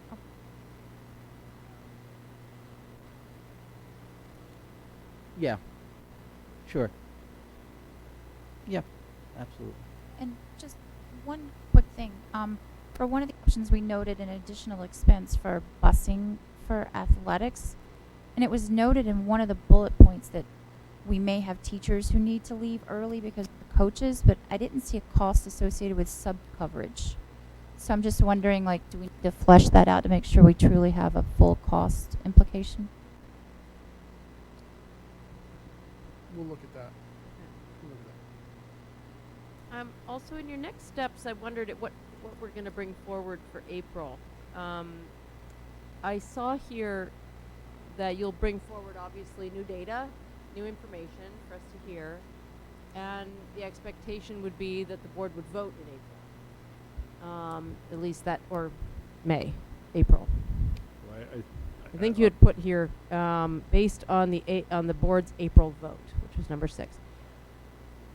What are you suggesting that you're going to bring to that board on April 27th? Is it that you're just going to bring the 3 options again with more data, or are you going to make a set of strong recommendations, or a recommendation on My it? sense of the task force right now is you will not have a single option recommendation. I think you'll have, and we can talk more about that. We can take it back to the task force for the next meeting. But again, work with this task force now for 3 months, 4 months, and again, doing excellent work. My sense is you would get several. In the union right now, we have to respect that ASME and WTA are very clear. They're not supporting option 4, willing to listen to pieces on that, but I don't know that changes until you actually can sort through that. So I think you, as a board, you're going to get pros and cons around a lead set. But I don't think you're going to have a single set coming out of the task force. Just kind of playing it out in my mind, and I'm just wondering if we're just going to be sitting here then reviewing the same 3 options, to Taffy's point, with just more. I personally, this task force is so close to this, and you guys literally have your finger on the pulse with regards to everything and how it's going to affect. I would love to hear the task force recommendation. I would as well, and the superintendents. Yes, and the superintendents as well, because I think you guys are so close to this, and you have a lot more information that we do, and you're probably speaking to a lot more people as well in your daily lives. So I would love to see a recommendation from you. Yeah, I think ultimately, given our oversight responsibilities, and given the fact that you at that point will have spent several months diving into the subject, I think it's natural that the subject matter experts would have a leading recommendation. Now, as a board, we could debate it, but I think it just makes a lot of sense given the amount of time you're spending diving into the subject. Yeah, so Truth in Advertising, the task force was set up as an advisory body to the superintendent, for the superintendent to make a recommendation to the board, and part of that was to give space for what's already occurred, which is very, very healthy, which is for members of the task force to have different points of view. So, for example, and it speaks to the health of the public meeting, so I can repeat this, when the WTA in the last meeting said not willing to support option 4, was the most polite resistance I've ever heard. Said we're throwing a wrench in the works. Said, no, you're not. You're being very open and honest, but that may bring it back to the Truth in Advertising, which is they signed on and recruited and as to being advisory to the superintendent on a decision. To put it politely, then the superintendent's neck is on the line, not the task force's, because this is not one where you're going to have a number of people unhappy and a whole bunch of people happy, or vice versa. So I think we can go back to the next task force meeting and talk about that. But they also know for about the last 3 meetings, I have pressed them on, is this a task task force recommendation, or do you want to stay within it being a superintendent recommendation? We can work through that. But you as a board are clearly asking for a focused recommendation. I hear you asking for more than 2 or 3 options, but if possible, what is the one option? Am I translating that correctly? Again, I want to, task forces work well when you keep them true to what the original guidelines and commitments were. When you change the game midstream, you start to have a problem in a good task force. So we'll talk this through. Yeah, obviously the intent here is not to change the tone and integrity of the work that's being done. It's just to make sure that the board, at the end of the day, has really gets a view of what the leading option is here at all of this.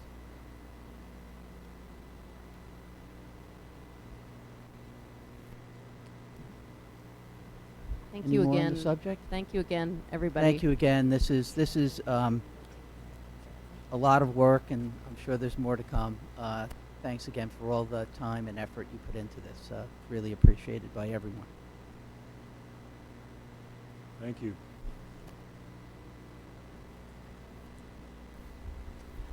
Right. Financial update next on the agenda. Bye, guys.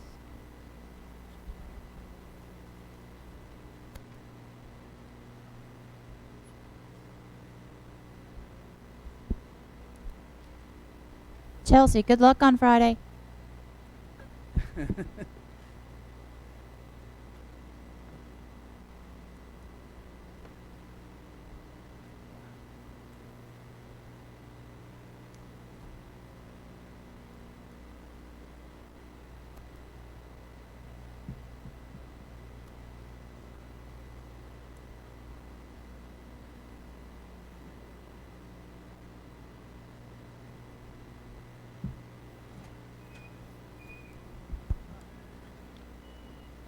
You're on.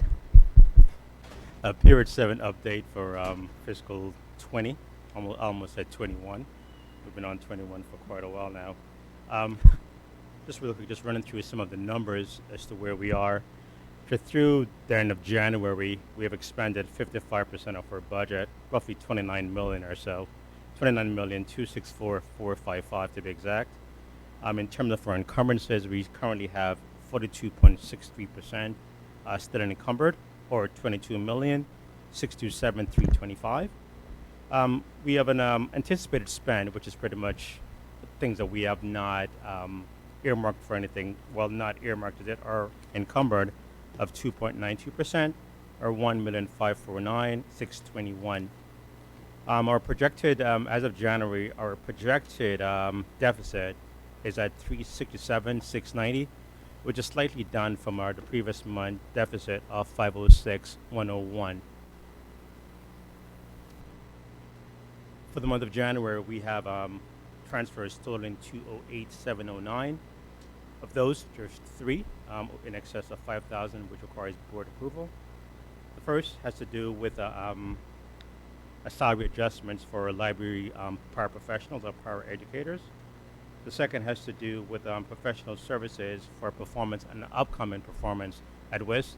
This is just an encumbrance, transfer that was made to facilitate encumbrances. Item 3, which is a large item here, a total of 187,892. This was the transfers that were made to help to mitigate some of the overages that we have in SPED and in our regular ed paraprofessionals.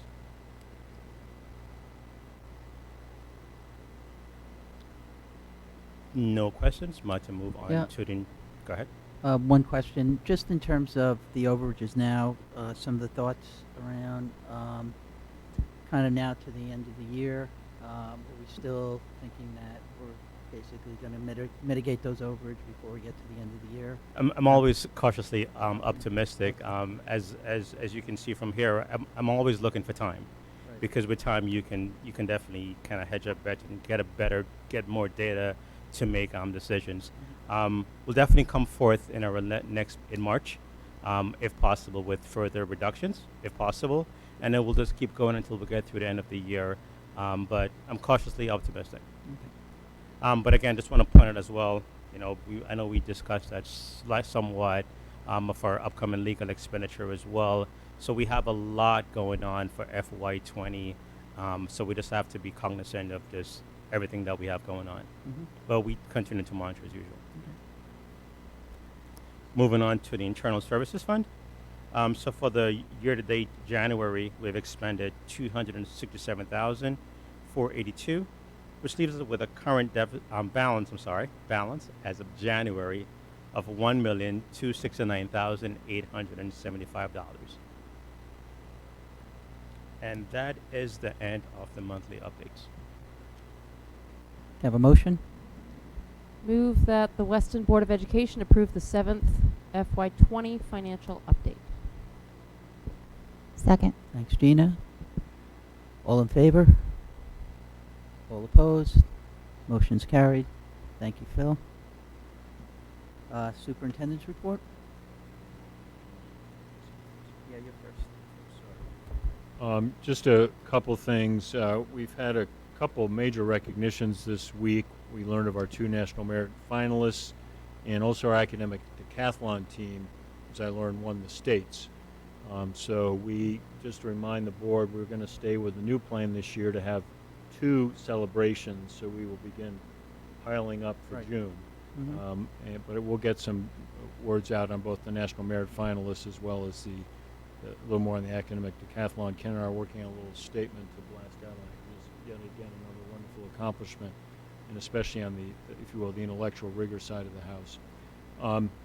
The next thing is this is a principal report month. This year we tried at their request to go every other month. I won't say which one, but I heard one of them say in a meeting last week, why don't we just do this every month? It's easier. But I don't know if the other 3 agreed.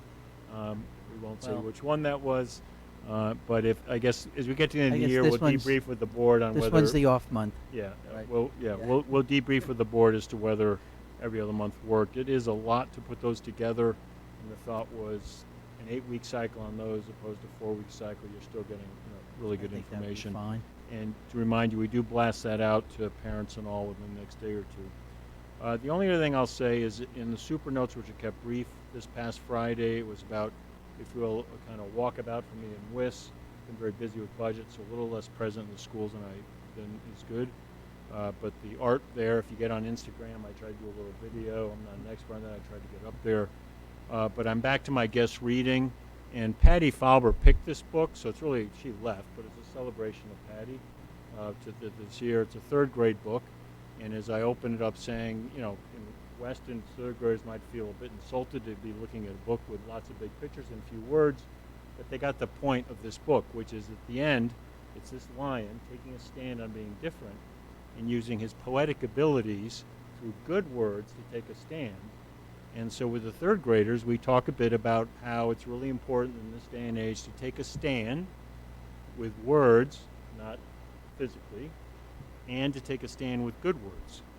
And it's been quite wonderful to work now with 4 of the classes, 2 Friday, 2 today, as they just grapple with that theme. And hats off to Patty Faber for picking that book and understanding it resonate and work. So I think if you're getting the point, there's really an international theme for us there right now is take stands, but do it with words and good words. Last thing is I have a big voice. I get myself in trouble with my big voice, but they actually liked my big voice in here.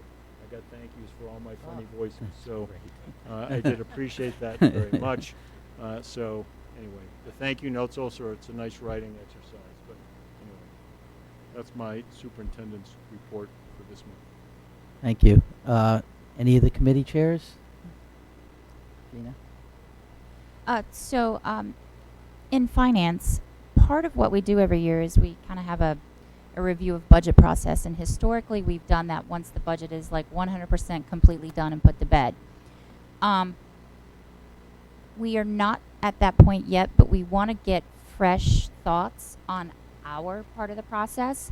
So our March FinCom meeting, we're going to change the posting slightly. So part of that morning will be a full board meeting, so we can do essentially like a budget process thought. And the FinCom committee is committed to working with Phil. We're going to be potentially revamping how our budgets are presented and how information is done. But before we started getting too far down that road, we wanted to hear from all of you What about the book you liked? What you didn't like? This is just a point for you to share your thoughts, so then we can start working with them within that committee. Right. So we will get that posted changed, but the FinCon committee meeting is already up. It's just going to, What date we have is to that? legally change so the everyone posting. Yeah. The 13th. Okay. Yep. Just everyone put that on their calendar. But we will get the posting changed. It has to be posted as a full board meeting so everybody can participate and share your thoughts. So we'll probably post it partially as a BOE, Yep. partially as FinCom, so FinCom can do its business. But just so you know that we're working on that.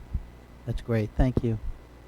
Yeah, Communication? communications, yeah, and I think Taffy kind of alluded a few months ago in terms of what the team and the communications committee have been working along with in conjunction with administration. But I think, you know, us as a team, collectively, both parties kind of said, how can we communicate better, not only within district, but also out of district, and toot our horns a little bit more and just talk about all of the amazing things that this district is doing. And fortunately, a lot of kind of the work in gathering statistical information and kind of tooting our horns is actually already being done. We're just providing a little bit of cadence around to how those means of communication are going out. So I just kind of wanted to highlight that we've developed as a team kind of a yearly cadence to target different people within the community, whether it be real estate firms, whether it be prospects, whether it be Westonites in general, or even just other students wanting to know kind of matriculation.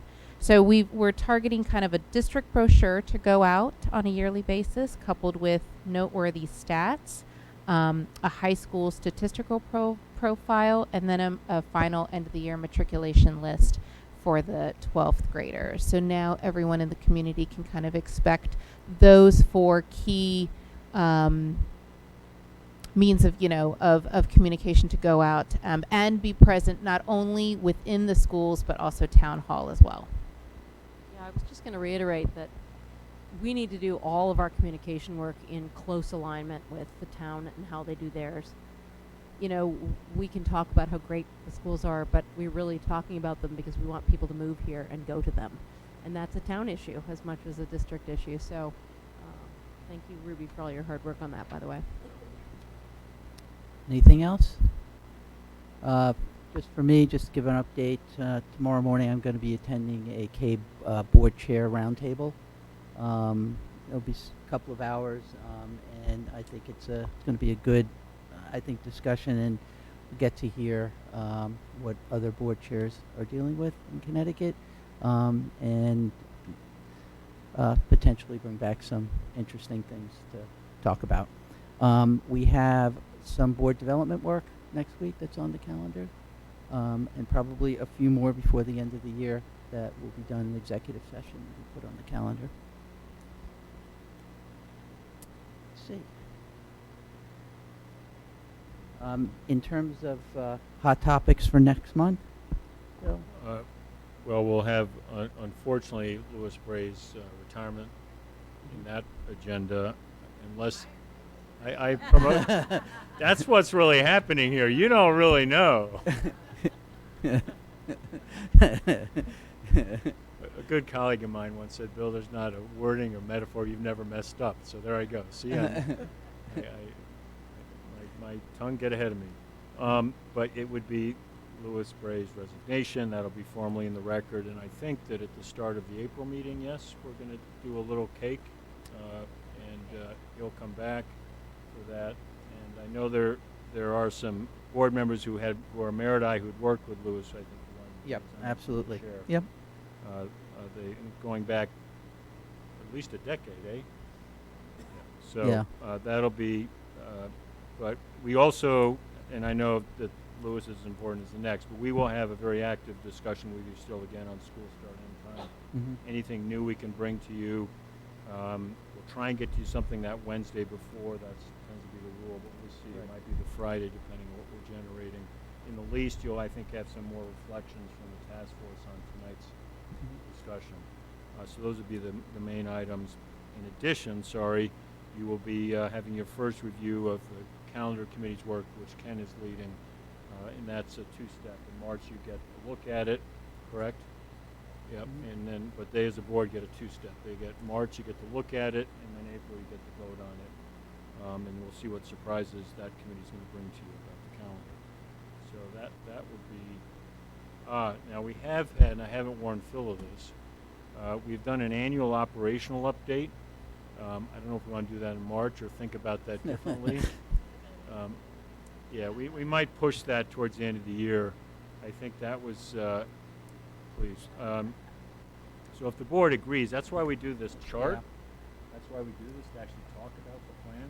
I would recommend we move that to the end of the year. The reason it was in there is it was something we started about a year or two ago, and the timing was to, frankly, get caught up. It landed in March. But I think an annual, for me, feels better Mayish, June-ish, once the budget's settled. Yeah, I'm I think. suddenly making friends again with Phil by moving it out.